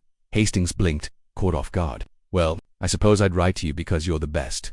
If I'm this clever killer, I'd want to test myself against the sharpest mind in England. Beating you would prove I'm untouchable." Poirot nodded, his eyes gleaming. "Bon you, seek a worthy opponent. But why the A.B.C. guide? Why not a Bible, a novel, a map? The railway guide is deliberate, Hastings. It is a symbol perhaps of movement, of connection, of order. The killer travels, yes, but he also wishes us to see his crimes as the journey he controls." Hastings leaned forward, intrigued despite himself. "So, you think he's leading us somewhere? Like a treasure hunt, only with bodies instead of gold?" Poirot's smile was grim, a crude analogy, but not entirely wrong. "Each murder is a step, each letter a signpost. But where does the path lead? That is the question we must answer before the next letter arrives." The clock on the mantel chimed midnight, its soft tolling a reminder of time slipping away. Poirot returned to his desk, picking up the latest letter, its ink stark against the crisp paper. The words were burned into his mind. "Dear Monsieur Poirot, you are a clever man, but not clever enough. Doncaster was but a taste. The game continues. A.B.C." The tone was mocking, almost playful, yet it carried a weight that chilled Poirot's blood. This was no ordinary criminal. This was a mind that reveled in its own brilliance, a hunter who thrived on the chase. The next morning, Poirot and Hastings set out for Harley Street, where Dr. Lionel Thompson, a renowned psychologist, had agreed to consult on the case. Poirot had little patience for academic theories, but he was willing to entertain any perspective that might illuminate the killer's psyche. The office was a study in contrasts to Poirot's orderly flat cluttered with books, papers, and anatomical charts. It exuded a chaotic intellectual energy. Dr. Thompson, a wiry man with sharp eyes and a quick smile, greeted them warmly. "Monsieur Poirot, Captain Hastings," he said, gesturing to a pair of chairs. "I've read about this A.B.C. business. Fascinating case. A serial killer with a penchant for theatrics. Yes?" Poirot inclined his head. "Theatrics perhaps, but with purpose. I wish to understand the mind behind these acts. Is this a man driven by madness or by something more deliberate?" Thompson leaned back, steepling his fingers. "Serial killers are rarely simple, Monsieur Poirot. They often operate from a compulsion, a need to assert control or fulfill a fantasy. The alphabetical pattern suggests a fixation on order, perhaps a reaction to some personal chaos. The letters to you, however, are unusual. They imply a personal challenge, a need for validation from someone he perceives as an equal." Poirot's eyes narrowed. "An equal, you say? Yet he kills those who are not shopkeepers, waitresses, baronets, ushers. There is no pattern in their status, only in their names and the towns." "True," Thompson admitted, "but that may be the point. The victims may be incidental, chosen only to fit the pattern. The real target could be you, or rather, your failure. He wants to prove he's smarter, that he can outwit the great Hercule Poirot." Hastings shifted uncomfortably. "That's a bit grim, isn't it? killing people just to make a point. Thompson shrugged. The human mind is capable of grim things, Captain. But there's another possibility. The alphabetical structure. The railway guides, they suggest a man who craves control but may feel powerless in his own life. The murders are his way of imposing order on a world he perceives as chaotic. Poirot listened intently, his mind sifting through Thompson's words like a jeweler examining a gem. There was truth here, but it was incomplete. The killer's precision, his taunting letters, spoke of a mind that was not merely reacting to chaos but orchestrating it. And the railway guides? Dr. Poirot asked. What do they signify? Thompson hesitated. They could symbolize mobility, escape, or even a connection to the past, perhaps a profession tied to travel or transport. Or they might simply be a red herring, meant to distract you. Poirot's mustache quivered. Nan, they are not a distraction. They are central. The killer wishes us to see them, to consider their meaning. They are his signature, as much as the letters themselves. The consultation ended with Thompson promising to review the case files, but Poirot left with a sense of dissatisfaction. The psychologist's insights were useful, but they lacked the spark of revelation he sought. As they stepped into the bustling street, Hastings glanced at him. Didn't get much out of that, did we? On the contrary, mon ami, Poirot replied, his voice thoughtful. Dr. Thompson has given us a frame, but it is we who must paint the picture. The killer is a man of contradictions, order and chaos, precision and brutality. To catch him, we must anticipate his next contradiction. Back at the flat, Poirot spread out a map of England, marking the murder sites: Andover, Bexhill, Churston, Doncaster. He studied the distances, the railway lines, the timing of each crime. There is a rhythm here, Hastings, he murmured. Each murder is closer to London, yet the letters are posted from different towns. Why? To confuse us, or to conceal his own movements? Hastings peered over his shoulder. Maybe he's based in London and traveling out for the killings, or he's moving around, never staying in one place too long. Poirot nodded. Possible, but there is something else, a pattern within the pattern. The postmarks, they do not always align with the crime scenes. The Doncaster letter was posted from Leeds, not Doncaster. Why the discrepancy? A mistake, Hastings suggested. Poirot's eyes gleamed. Nan, Hastings, a mistake is not in this killer's nature. It is a deliberate choice, a move in his game. He wishes us to chase shadows, to doubt our own deductions. But Hercule Poirot does not chase shadows, he illuminates them. The day wore on, and Poirot's focus sharpened. He reread the letters, noting every word, every flourish of the pen. The killer's tone had evolved, less formal, more personal, as if he were growing comfortable in his role as Poirot's adversary. The thought sent a chill through him, not of fear but of anticipation. This was a duel of minds, and Poirot was no stranger to such battles. That evening, Chief Inspector Japp arrived, his face lined with exhaustion. Poirot, we're getting nowhere, he said, slumping into a chair. The public's in a panic. The Home Office is breathing down my neck, and we've got no leads. Every man and his dog are claiming to have seen a suspicious stranger in Doncaster, but it's all hot air.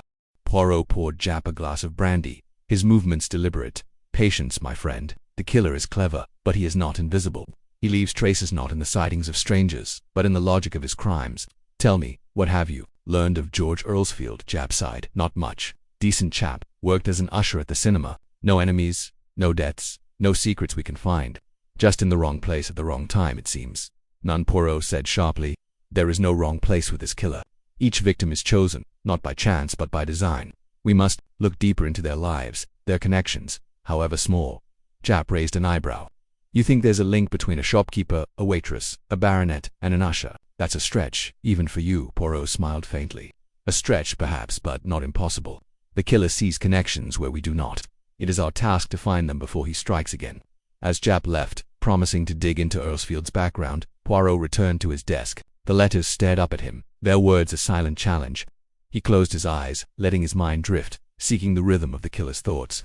The alphabetical pattern was too precise to be random, yet the victims seemed unconnected. Was the pattern itself the motive, or a mask for something deeper? A personal vendetta, perhaps, or a need to prove something to the world or to Poirot himself?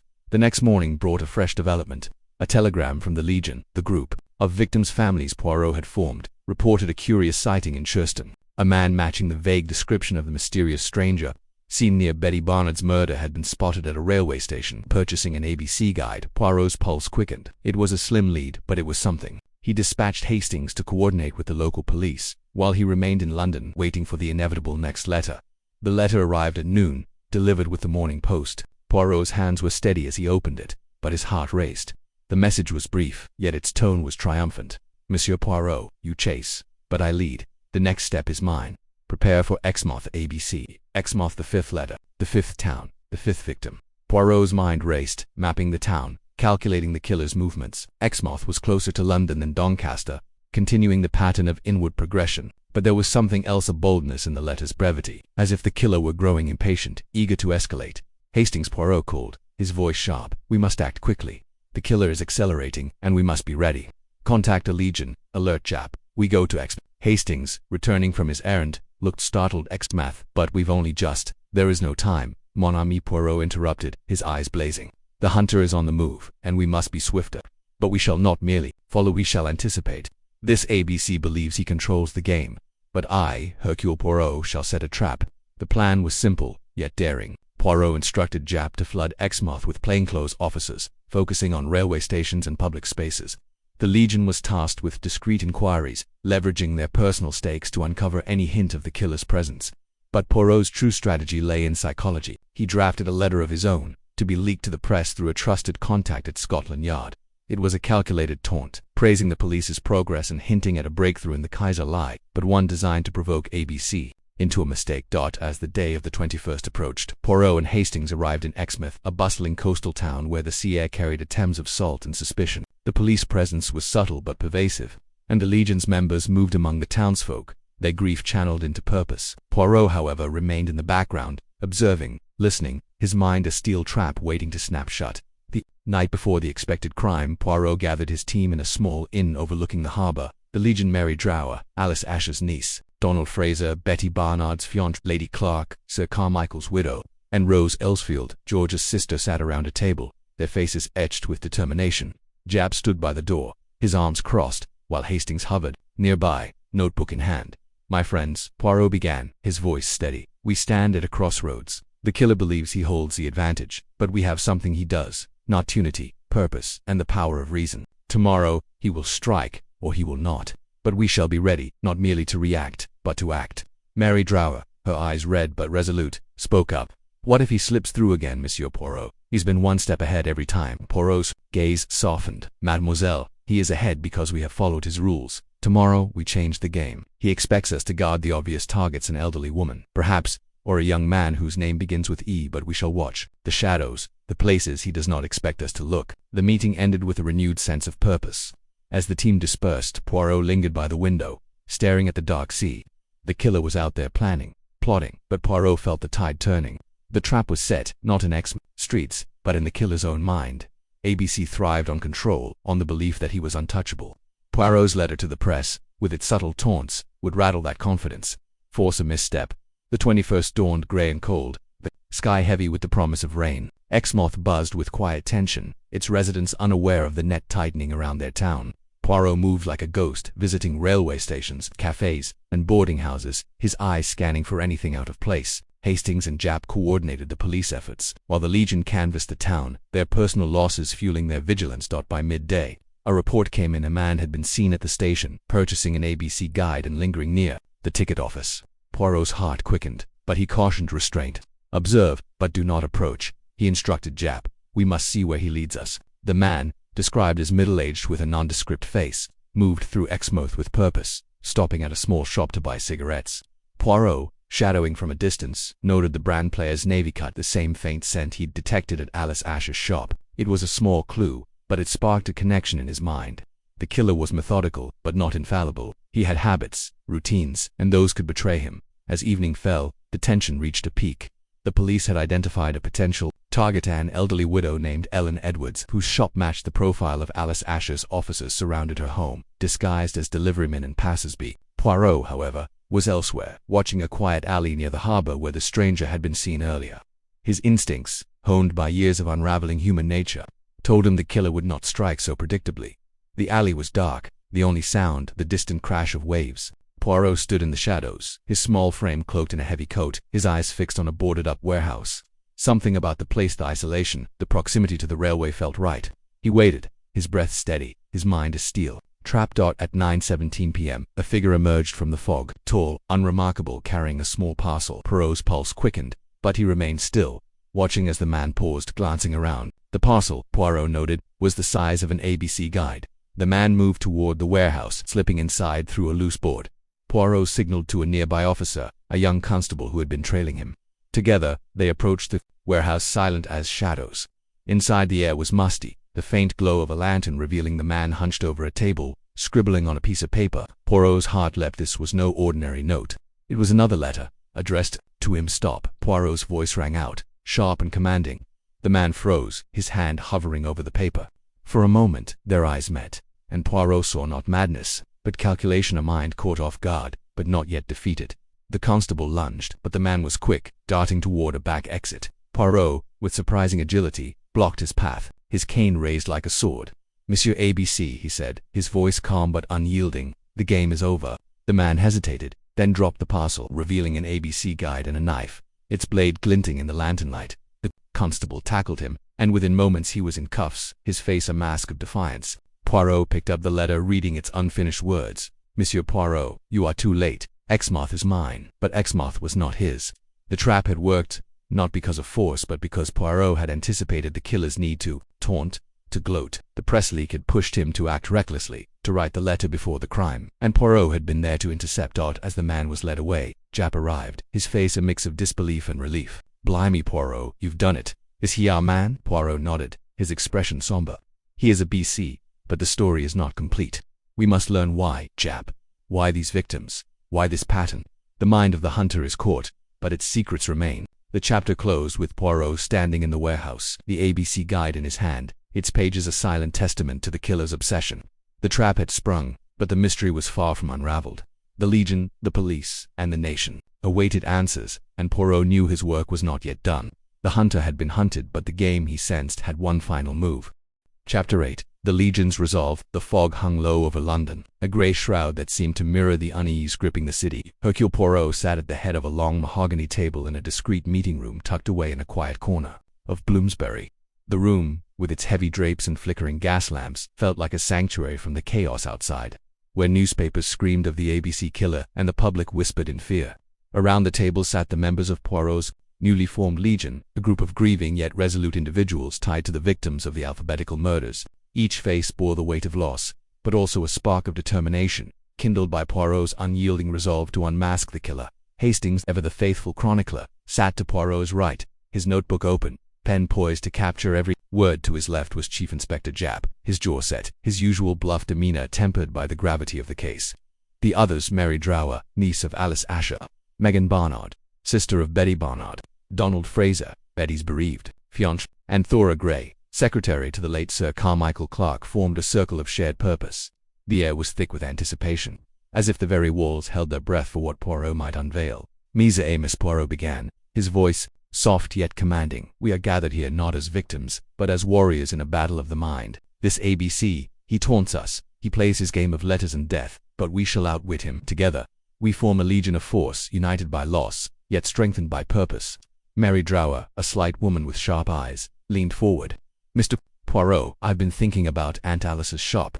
There was a man, a traveler, who came in a few days before she died. He asked odd questions about train times, about the ABC guide. I didn't think much of it then, but now—" Her voice trailed off, her fingers twisting a handkerchief.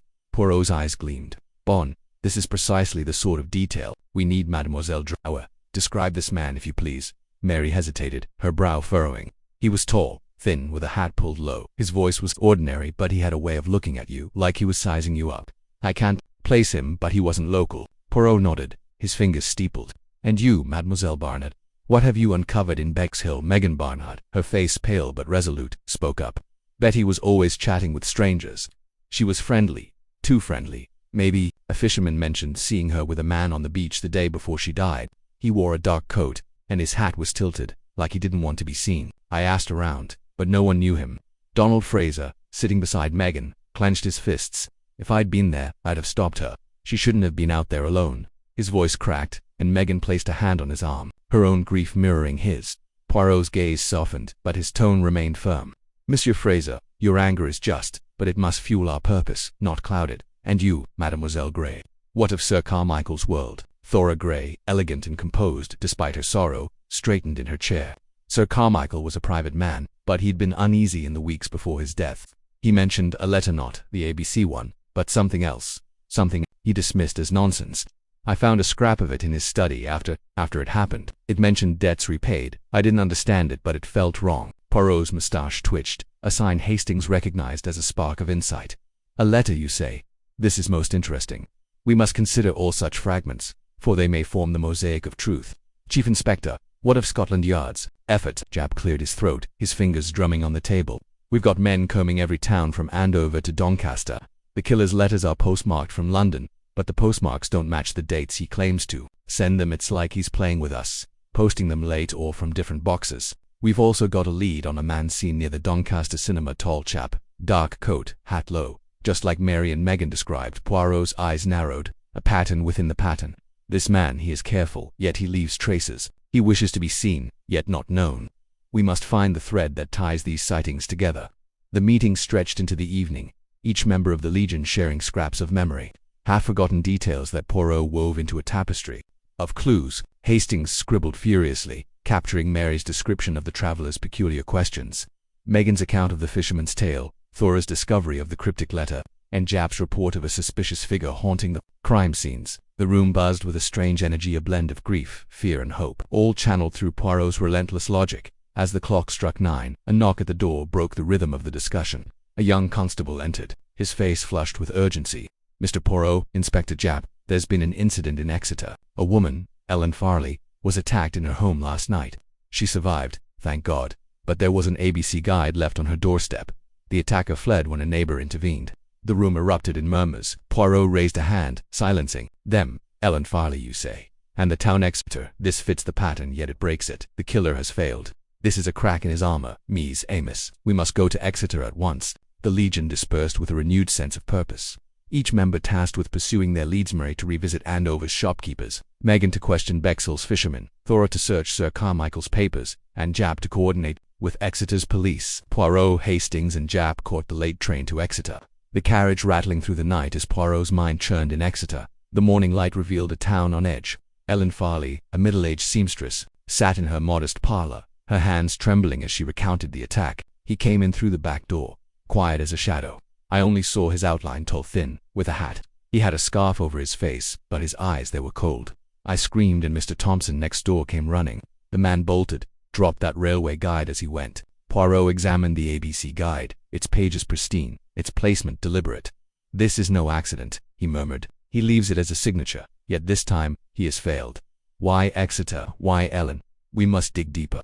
The day was spent in a whirlwind of investigation. Poirot interviewed neighbors, scrutinized the crime scene, and pored over Ellen's life for connections to the other victims. A faint thread emerged. Ellen had once worked in a tobacco shop, like Alice Asher, and her brother had been a waiter, a profession not unlike Betty Barnard's. The connections were tenuous, but Poirot's gray cells seized upon them, weaving a hypothesis that the killer was targeting not just names and towns, but lives linked by subtle, hidden threads. Back at the inn, Poirot gathered the Legion for an impromptu briefing. The Exeter near-mist had galvanized them, their grief now tempered by a fierce determination to end A.B.C.'s reign of terror. Poirot stood before them, his small frame radiating authority. Ms. Amos, we are no longer merely reacting to this killer's moves, we are hunting him. Each of you has brought a piece of the puzzle, and together we shall complete it. The A.B.C. killer believes himself untouchable, but in Exeter he has stumbled. This is our moment. He paced the room, his voice rising with conviction. Mademoiselle Drower, your traveler may be our man. Mademoiselle Barnard, your fisherman's tale points to his presence. Mademoiselle Gray, your letter suggests a motive beyond madness. And Chief Inspector, your police work confirms his movements. We are closing in, but we must be precise. The killer is clever, but he is human, and humans are. Donald Fraser, his voice steady for the first time, spoke up. What can we do, Mr. Poirot? I want to help, really help. Poirot smiled, a rare warmth breaking through his intensity. You shall, Monsieur Fraser. Each of you shall. We will set a trap, but not with guns or handcuffs. We will use the killer's own arrogance against him. He writes to me, taunts me, because he craves my attention. We shall give it to him, but on our terms. The plan was simple yet audacious. Poirot would draft a public response to A.B.C., a carefully worded challenge to be published in the newspapers, designed to provoke the killer into revealing himself. Meanwhile, the Legion would continue their investigations, cross-referencing their clues with police reports to narrow the suspect pool. Jap would station officers in key towns, starting with E and beyond, ready to act on any hint of A.B.C.'s presence. As the meeting adjourned, the Legion filed out into the foggy Exeter night, their steps lighter, their purpose clearer. Hastings lingered, watching Poirot as he sat alone, his eyes fixed on the A.B.C. guide from Elon's doorstep. What is it, Poirot? He asked. You've got that look again. Poirot's lips curved into a faint smile. Mon ami, it is the look of a man who sees the endgame, This A.B.C, he is clever, but he is not Hercule Poirot. We shall meet him soon, and when we do, his alphabet will run dry. The chapter closed with the legions resolved, solidified, their unity a beacon in the fog of fear. Poirot's words echoed in their minds, a rallying cry that promised justice. The hunt was on, and the net was tightening, each clue a step closer to unmasking the alphabetical killer. Chapter 9. The Net Tightens. Hercule Poirot sat in his meticulously ordered London flat, the morning light filtering through the heavy curtains, casting geometric patterns on the polished mahogany table. His breakfast tray, bearing a single porcelain cup of steaming tisane, sat untouched. His small, precise hands held the latest letter from A.B.C, its typed words taunting him with their calculated audacity. The paper was cheap, the typeface uneven, but the message was clear. The killer was still out there orchestrating chaos with the precision of a chess grandmaster. Captain Hastings, seated across from him, shifted uncomfortably, his brow furrowed as he watched Poirot's intense concentration. This A.B.C, Poirot murmured, his voice low but resonant. He believes he dances circles around us, Hastings. But every dance has a rhythm, and every rhythm a flaw. He tapped the letter lightly, his manicured finger pausing on the signature. We are close, mon ami, the net. It tightens. Hastings leaned forward, his eyes scanning the letter for the 100th time. You've said that before, Poirot, but this chop's slippery as an eel. For murders in Dover, Bexhill, Churst and Doncaster were no closer to catching him. The public's in a panic, the papers are screaming, and Scotland Yard's breathing down our necks. What's the next move? Poirot's mustache twitched, a faint smile beneath it. The next move, Hastings, is to follow the thread we have found. The trap I set in the last letter, the subtle challenge to his pride, has borne fruit. We have a suspect, a shadow moving through the fog.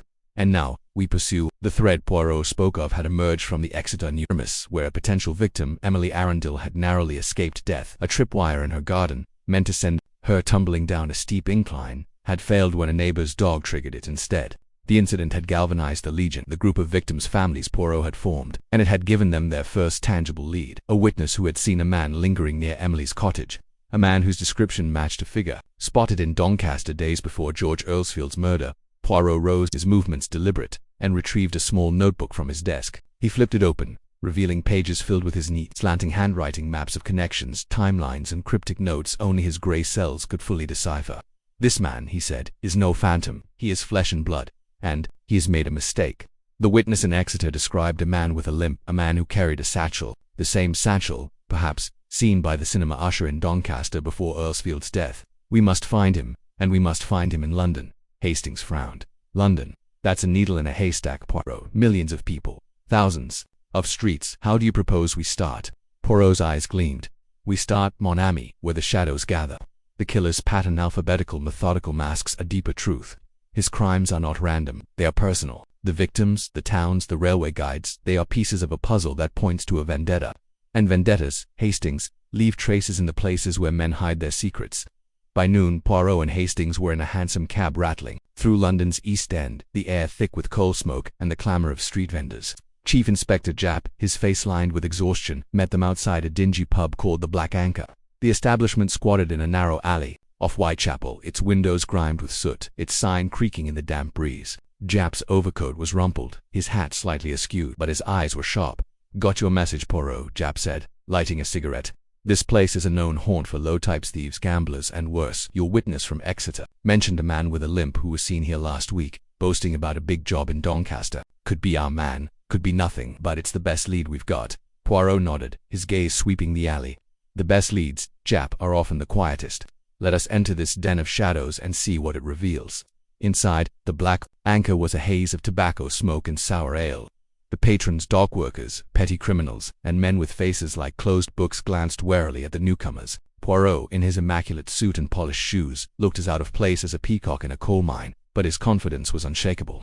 He approached the bar, where a burly publican with a scar across his cheek eyed him suspiciously. Bonjour, Monsieur Poirot said, his voice smooth as velvet. I seek a man who was here perhaps a week ago. A man with a limp, carrying a satchel. He spoke of a job in Doncaster.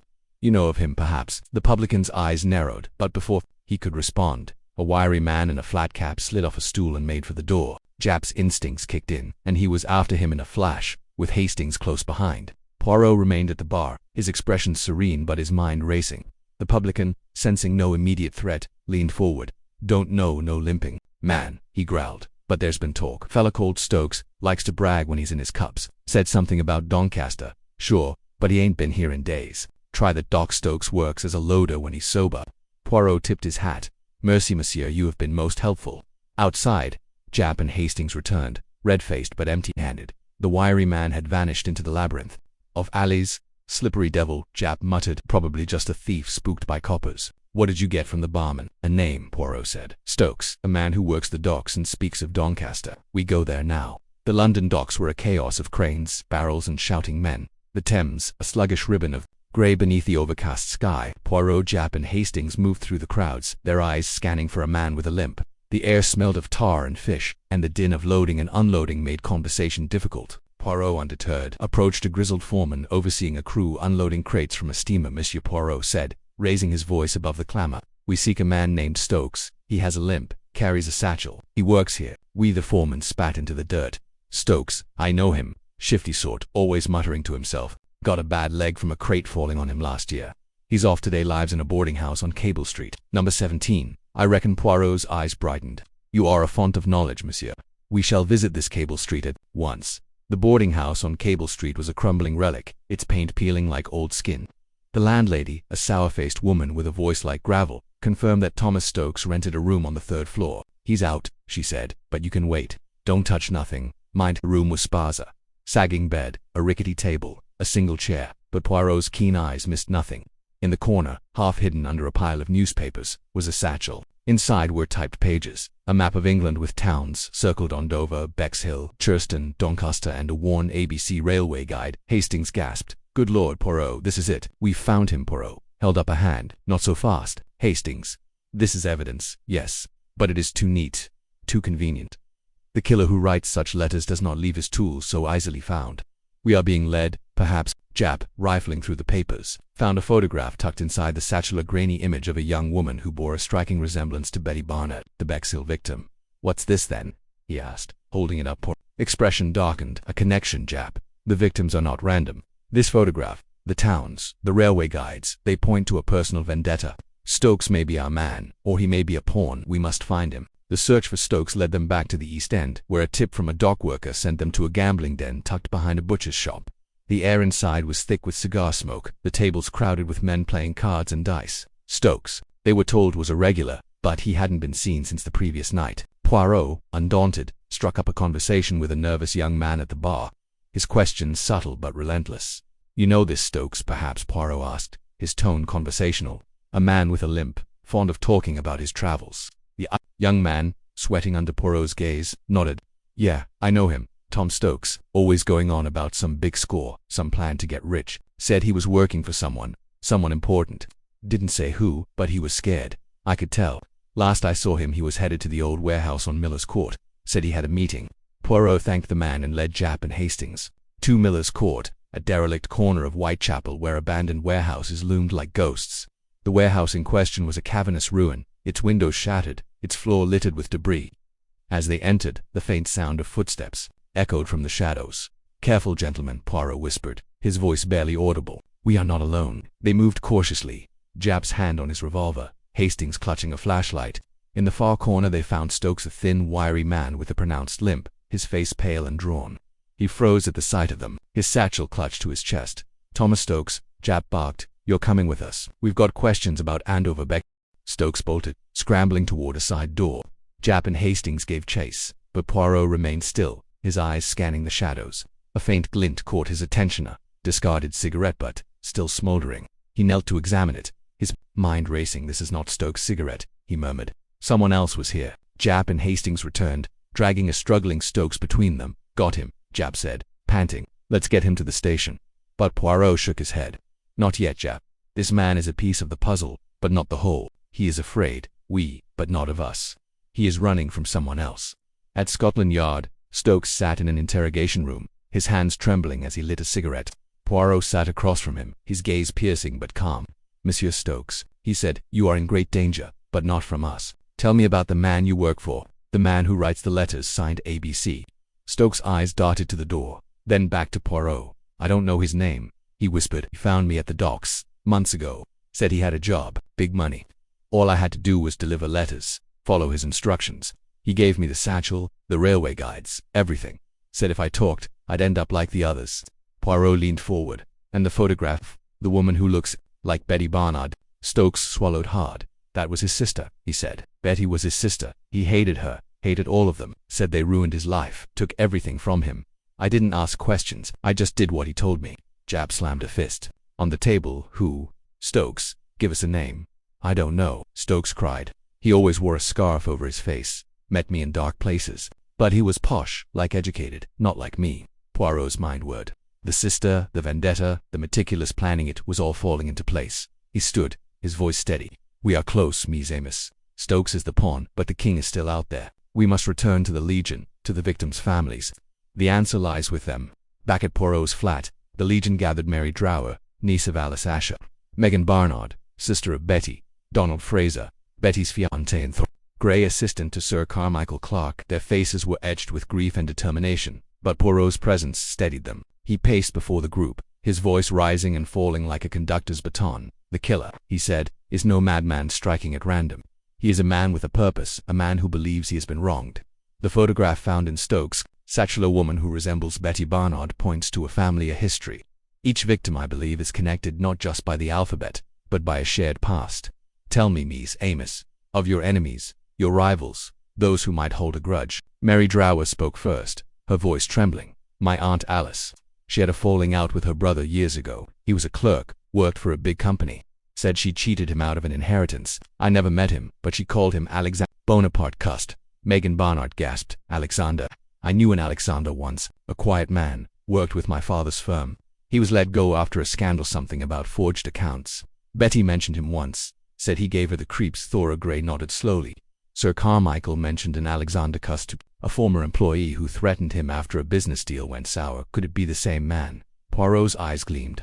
Alexander Bonaparte Cust, a name that fits the initials A.B.C, a man with a grudge against each victim, a man who uses the railway guide as a symbol of his ordered revenge. We must find him, and we must find him quickly.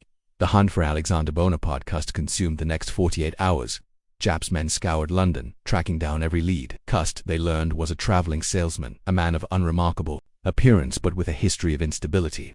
He had been dismissed from multiple jobs, each linked to one of the victims' families or businesses. His last known address was a boarding house in Euston, but he had vanished days earlier. Poirot, meanwhile, returned to the evidence, the letters, the railway guides, the photograph. He spread them across his table, his fingers tracing connections. Only he could see. The killer's pattern, he said to Hastings, is his weakness. He believes himself untouchable, but his need for order betrays him. The letters, sent to me, are his challenge, his cry for recognition. And that, Hastings, is where we shall catch him. A breakthrough came late that night, when Jap burst into Poirot's flat, his face flushed with excitement. We've got him, Poirot. Cust was spotted at a pub in King's Cross, drunk and raving about letters and revenge. My men are bringing him in now. Poirot rose, his expression calm but triumphant. Then, Ms. Amos, the net has tightened. We shall meet this A.B.C, and we shall end his game. At Scotland Yard, Alexander Bonaparte Cust sat slumped in a chair, his face gaunt, his eyes haunted. He was a small man, with thinning hair and a nervous tic that made his head twitch. The satchel at his feet contained another A.B.C railway guide, a typewriter, and a scarf stained with cigarette ash. Poirot studied him, his gaze unyielding. Monsieur Cust, Poirot said, you have played a bold game, but it is over. The letters, the murders, the railway guides, they all point to you. Why? Why these victims, this pattern? Cust's voice was a whisper. They took everything from me. Alice Asher, with her lies about the inheritance. Betty Barnard laughing at me when I asked her out. Carmichael Clark, ruining my career. George Earlsfield stealing my job at the cinema. They all deserved it. I wanted the world to see it. No, I was smarter than them. Poirot nodded, his voice gentle but firm. And the letters to me, monsieur. Why challenge Hercule Poirot? Cust's eyes flickered with something like pride. You're the best, aren't you? I read about you, saw your name in the papers. If I could outsmart you, I'd prove I was better than all of them. Jap snorted. You're no mastermind, Cust. You're just a sad little man with a grudge. But Poirot held up a hand. Nan Jap. He is a man who planned, who calculated, who nearly succeeded. But he forgot one. The thing. The little grey cells of Hercule Poirot do not rest. The interrogation stretched into the early hours, Cust's confession unraveling the final threads of the case. He had planned the murders meticulously, choosing victims whose names and towns fit his alphabetical scheme, a twisted tribute to his own initials. The railway guides, he admitted, were a flourish, a way to taunt the police and Poirot. Stokes, he revealed, was a hired hand, a desperate man paid to deliver letters and plant evidence. As dawn broke over London, Poirot stepped Outside Scotland Yard, the weight of the case lifting from his shoulders, Hastings joined him, his face a mix of relief and awe. "You did it, Poirot. You caught him. The alphabetical killer. Stopped at last." Poirot's mustache twitched. Not stopped. Hastings understood. To catch a killer, one must think as he thinks, see as he sees. A.B.C. was clever, but he was human, and humans, mon ami, make mistakes. The chapter closed with Poirot walking into the grey morning, his mind already turning to the next challenge, the next puzzle. The net had tightened. The killer was caught, but the world he knew would never run out of mysteries for Hercule Poirot. Chapter 10. The final reckoning in the grand parlour of a stately London townhouse. The air was thick with anticipation.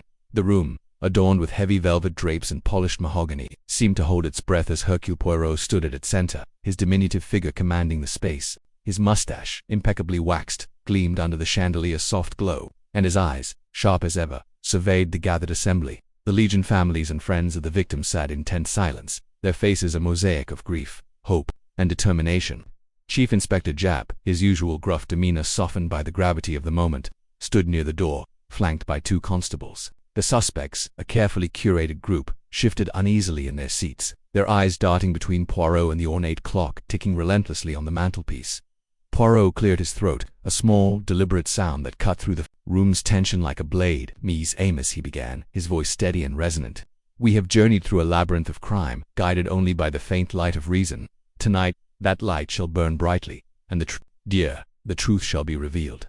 Hastings, seated near the front, felt a familiar thrill. He had witnessed Poirot's denouements before. Those theatrical unveilings where the Belgian detective wove scattered threads into a tapestry of logic. Yet this case, with its alphabetical killings and taunting letters, felt different, more sinister, more personal. Hastings glanced at the Legion. Mary Drower, niece of Alice Asher; Megan Barnard, sister of the vibrant Betty; Lady Clark, widow of Sir Carmichael; and Donald Fraser, Betty's bereaved fiancé. Their eyes were fixed on Poirot, each hoping for closure, for justice. Poirot paced slowly, his polished shoes clicking softly on the parquet floor. "The A.B.C. murders," he said, "are a puzzle designed to confound for murders, as Asher in Andover, Betty Barnard in Bexhill, Sir Carmichael Clark in Churston, and George Earlsfield in Doncaster, each accompanied by an A.B.C. railway guide, each heralded by a letter signed A.B.C. The killer, he wishes us to believe, is a madman, a lunatic obsessed with order, with the alphabet. But I, Hercule Poirot, say nan, this is no random spree. It is a performance, a masquerade, and tonight we shall unmask the performer." He paused, letting his words settle. "The suspect's a travelling salesman named Alexander Bonaparte Cust, a retired tailor named Thomas Ridley, and a nurse named Lily Mott. Cust, a nervous man with a habit of clutching his hat, seemed particularly agitated, his eyes wide behind thick spectacles. Let us begin," Poirot continued, "with the letters. These taunting missives, typed with precision, were not merely announcements of murder. They were challenges addressed to me, Hercule Poirot. Why? Because the killer craved a worthy opponent. He believed his plan so perfect, so ingenious, that only the greatest detective could unravel it. And yet, Ms. Amos, perfection is a myth. Even the most meticulous criminal leaves traces." Poirot turned to a small table where the evidence was neatly arranged. The 4 A.B.C. railway guides, the typed letters, and a collection of seemingly mundane items: a cigarette stub, a silk handkerchief, a train ticket stub. "These," he said, "are the threads of our tapestry. Let us weave them together." He began with Andover Alice Asher, an elderly shopkeeper, struck down in her tobacco shop. The A.B.C. guide was left open beside her, untouched by blood. Why? The killer wished us to notice it. But there was more: a faint scent of cigarette smoke, not from Alice's stock, and a neighbor's fleeting glance toward a man lingering nearby. The husband, Franz Asher, had an alibi, but it was weak, resting on the word of a dubious friend. I suspected then that the murder was not personal but part of a larger design. He moved to Bexhill. Betty Barnard, a young waitress, strangled on the beach. Again the A.B.C. guide, placed with care. Betty was known for her charm, her flirtations. A stranger was seen near the beach, a man in a dark coat, unremarkable yet significant. The letter, postmarked before the crime, suggested planning, precision. But there was a flaw. The postmark was from a neighboring town, not Bexhill, a deliberate misdirection. The room stirred as Poirot recounted Churston. Sir Carmichael Clark, a man of wealth and influence, bludgeoned in his study. The A.B.C. guide mocked us once more. The household spoke of jealousy, inheritance disputes. But I noted the killer's confidence entering a guarded estate, striking with no witnesses. The letter again was postmarked elsewhere, a pattern emerging. Finally, Doncaster, George Earlsfield, a cinema usher, stabbed in a darkened theatre. The A.B.C. guide on his seat, a public taunt. The killer was bold, slipping through a crowd. But the postmark, Miss Amis, was from London, not Doncaster. Why? To confuse, to mislead. Poirot's eyes gleamed. The alphabetical pattern A.B.C. the pure simple and non, but simplicity is the killer's mask. Let us consider the victims.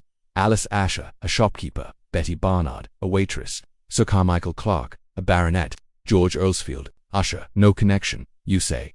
No motive. Mays Nan. There is a connection, subtle but real, and it lies not in their lives but in their deaths. He turned to the suspects. Monsieur Cust, you are a traveling salesman, often in the towns where the murders occurred. Your initials A.B.C. are a curious coincidence, Nan. You were seen near Andover and your typewriter matches the letter's font. Yet you tremble, you falter. Are you our killer, or a pawn in a greater game? Cust's face paled, his hands shaken. I didn't do it, Mr. Poirot, I swear. Poirot raised a hand. Patience, monsieur, we shall see. He turned to Thomas Ridley.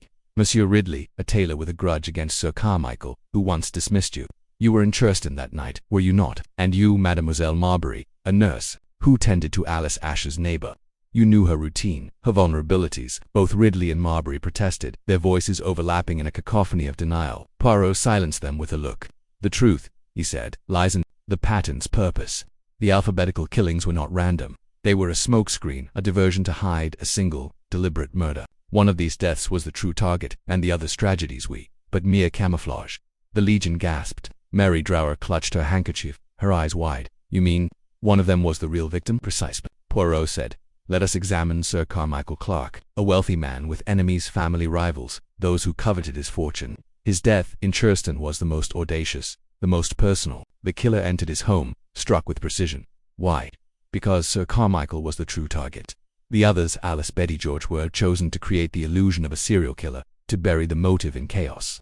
Japp leaned forward, his brow furrowed. But Poirot, the letters, the ABC guides, they point to a maniac, not a calculated murderer. Poirot smiled faintly. A maniac, but a maniac with a purpose. The letters were typed on a machine owned by Monsieur Cust, yet he claims innocence. The ABC guides were placed with care, yet never touched by blood. And the postmarks, wrong, always leading us astray. This is no madman's rampage. This is a chess game, and the killer is a grand master. He turned to the evidence table, lifting the cigarette stub. In Andover, this cigarette, not from Alice's shop, was Turkish, a rare brand. In Bexhill, a silk handkerchief monogrammed with a C was found near the beach. In Churston, a train ticket stub, not Sir Carmichael's, was tucked beneath a rug. And in Doncaster, a witness saw a man with a limper detail to specific. To be chance. Poirot's voice rose, his cadence hypnotic. These clues, they point to one man. A man who smoked Turkish cigarettes, who carried a monogrammed handkerchief, who traveled by train, who limped to disguise his gait. A man who knew Sir Carmichael Clark, who hated him, who stood to gain from his death. A man who crafted the ABC murders to hide his crime. The room was silent, every eye on Poirot. He turned to the suspects, his gaze locking onto Thomas Ridley. Monsieur Ridley, you were dismissed by Sir Carmichael years ago. You harbored resentment. You knew his estate, his habits. You smoked Turkish cigarettes, a habit you shared with few. And your limp, so conveniently noted in Doncaster, was it not a ruse to mislead? Ridley's face reddened. This is outrageous. I'm no murderer, Poirot continued, undeterred. You typed the letters, using Cust's machine, which you borrowed under a pretext. You placed the ABC guides, knowing they would distract. You killed Alice, Betty, and George to create your alphabetical illusion. But Sir Carmichael was your goal, his fortune, his legacy, now within reach of those you allied with. Ridley leaped to his feet, his voice shrill. You've no proof, Poirot. None. Poirot's smile was cold. Proof, monsieur. The handkerchief monogrammed with C was traced to your shop. The ticket stub matches a journey you took, and the typewriter was found in your lodgings, hidden beneath a floorboard. You underestimated the little grey cells. Japp signaled the constables, who moved toward Ridley. But Taylor's bravado crumbled, his shoulders sagging. It wasn't supposed to be like this, he muttered. Carmichael deserved it. The others, they were necessary. The Legion erupted in murmurs, some in tears, others in fury. Mary Drower stood, her voice trembling. You killed my aunt. For what? A game. Poirot's expression softened. Not a game, mademoiselle. A vendetta cloaked in genius. But genius, it falters before truth. As the constables led Ridley away, the room seemed to exhale. Japp clapped Poirot on the shoulder. You've done it again, old friend. I thought we were chasing a lunatic. Poirot shook his head. Non mon ami. Lunatic is unpredictable. This was a mind of order, twisted by greed. The alphabetical pattern was his masterpiece, but also his undoing. The Legion approached, their gratitude tempered by grief. Lady Clark, her voice steady despite her loss, said, Monsieur Poirot, you've given us justice. Thank you. Poirot bowed slightly. "It is my duty, madame, to restore order, to bring light to the darkness." Later, as the parlor emptied, Poirot and Hastings sat alone, the fire crackling softly. Hastings, ever the chronicler, scribbled notes. "Poirot, how did you know it was Ridley? Cust seemed so guilty." Poirot sipped his tisane, his eyes distant. Monsieur Cust was a puppet. Hastings' initials, his typewriter, his travels, used to frame him, but the killer's arrogance betrayed him. The clues, they were too perfect, too staged. The little grey cells, they see through such artifice. Hastings smiled. "You never cease to amaze, old chap." Poirot's lips twitched. "It is not amazement, mon ami, it is method. And now, the case is closed." The clock struck midnight, its chimes echoing through the quiet parlor. Outside, London slept, unaware of the drama that had unfolded. Poirot set down his cup, his mind already turning to the next puzzle, the next challenge. For Hercule Poirot, the hunt for truth never ended. The parlor, now empty save for the lingering scent of Poirot's tisane, seemed to hold the echoes of the night's revelations. The fire had died to embers, casting a soft glow over the room's opulent furnishings. Hastings' notebook, filled with the night's events, leaned back in his chair, his mind replaying Poirot's masterful unraveling of the A.B.C. murders. It was a case that would linger in his memory, a testament to his friend's brilliance. Poirot, however, was not one to dwell on triumphs. He rose, adjusting his tie with precision. "Come, Hastings," he said, his voice light but firm. "The night is done, but the world it continues to turn. There are always more mysteries." Nan Hastings chuckled, following Poirot to the door. "You're incorrigible, Poirot. Don't you ever rest?" Poirot's eyes twinkled. "Rest, mon ami, for the little grey cells. There is no rest, only the pursuit of order." As they stepped into the cool London night, the city's lights glimmered like stars against the dark. The A.B.C. murders were solved, the killer unmasked. But Poirot's journey, his relentless quest for truth, marched on, as inevitable as the alphabet itself. The case had begun with a taunting letter, a challenge to Poirot's intellect. It ended with a confession, a restoration of order. Yet, as Poirot and Hastings walked through the quiet streets, the Belgian detective's mind was already elsewhere, sifting through the shadows for the next enigma. For in the world of Hercule Poirot, every ending was merely the prelude to a new beginning. The night air was crisp, carrying the faint hum of London's pulse. Poirot paused, glancing at the stars above. "The sky, Hastings," he murmured. "It is like the mind full of patterns, waiting to be understood." Hastings smiled, knowing better than to question his friend's musings. Together they vanished into the night, two figures bound by friendship and the eternal hunt for truth. The resolution of the A.B.C. murders spread through London like wildfire. Newspapers splashed headlines of Poirot's triumph, dubbing him the detective who cracked the alphabet. The Legion, though scarred, found solace in justice, their unity a quiet legacy of the case. Alexander Bonaparte Cust, cleared of suspicion, faded back into obscurity, his life forever altered by the shadow of A.B.C. Poirot, true to form, shunned the limelight. He returned to his flat, where his tisane awaited, and resumed his routine of meticulous order. But the case had left its mark. In the quiet moments, as he polished his shoes or arranged his books, he thought of the victims Zolas, Betty Carmichael, George, and the killer who had woven their deaths into a cruel game, the A.B.C. railway guides. Once symbols of terror, were now mere relics, stored in Scotland Yard's evidence vaults. The letters, their taunts silenced, were filed away, a reminder of a mind that had dared to challenge Hercule Poirot and Lostot in the weeks that followed. Hastings penned a detailed account of the case, his words capturing the tension, the clues, the final reckoning. He sent it to a publisher, hoping to immortalize Poirot's genius. The manuscript, titled The A.B.C. Murders, would one day captivate readers, a testament to a detective whose little grey cells never faltered. For Poirot, the case was but one chapter in a life of mysteries. As he sat by his fire, a new letter arrived, not from A.B.C., but from another seeking his aid. He smiled, his fingers tracing the envelope's edge. The game, it seemed, was never truly over. And so, in the heart of London, under the watchful stars, Hercule Poirot prepared for the next adventure, his mind as sharp as ever, his resolve unbreakable. The A.B.C. murders were solved, but the world, with its endless riddles, awaited.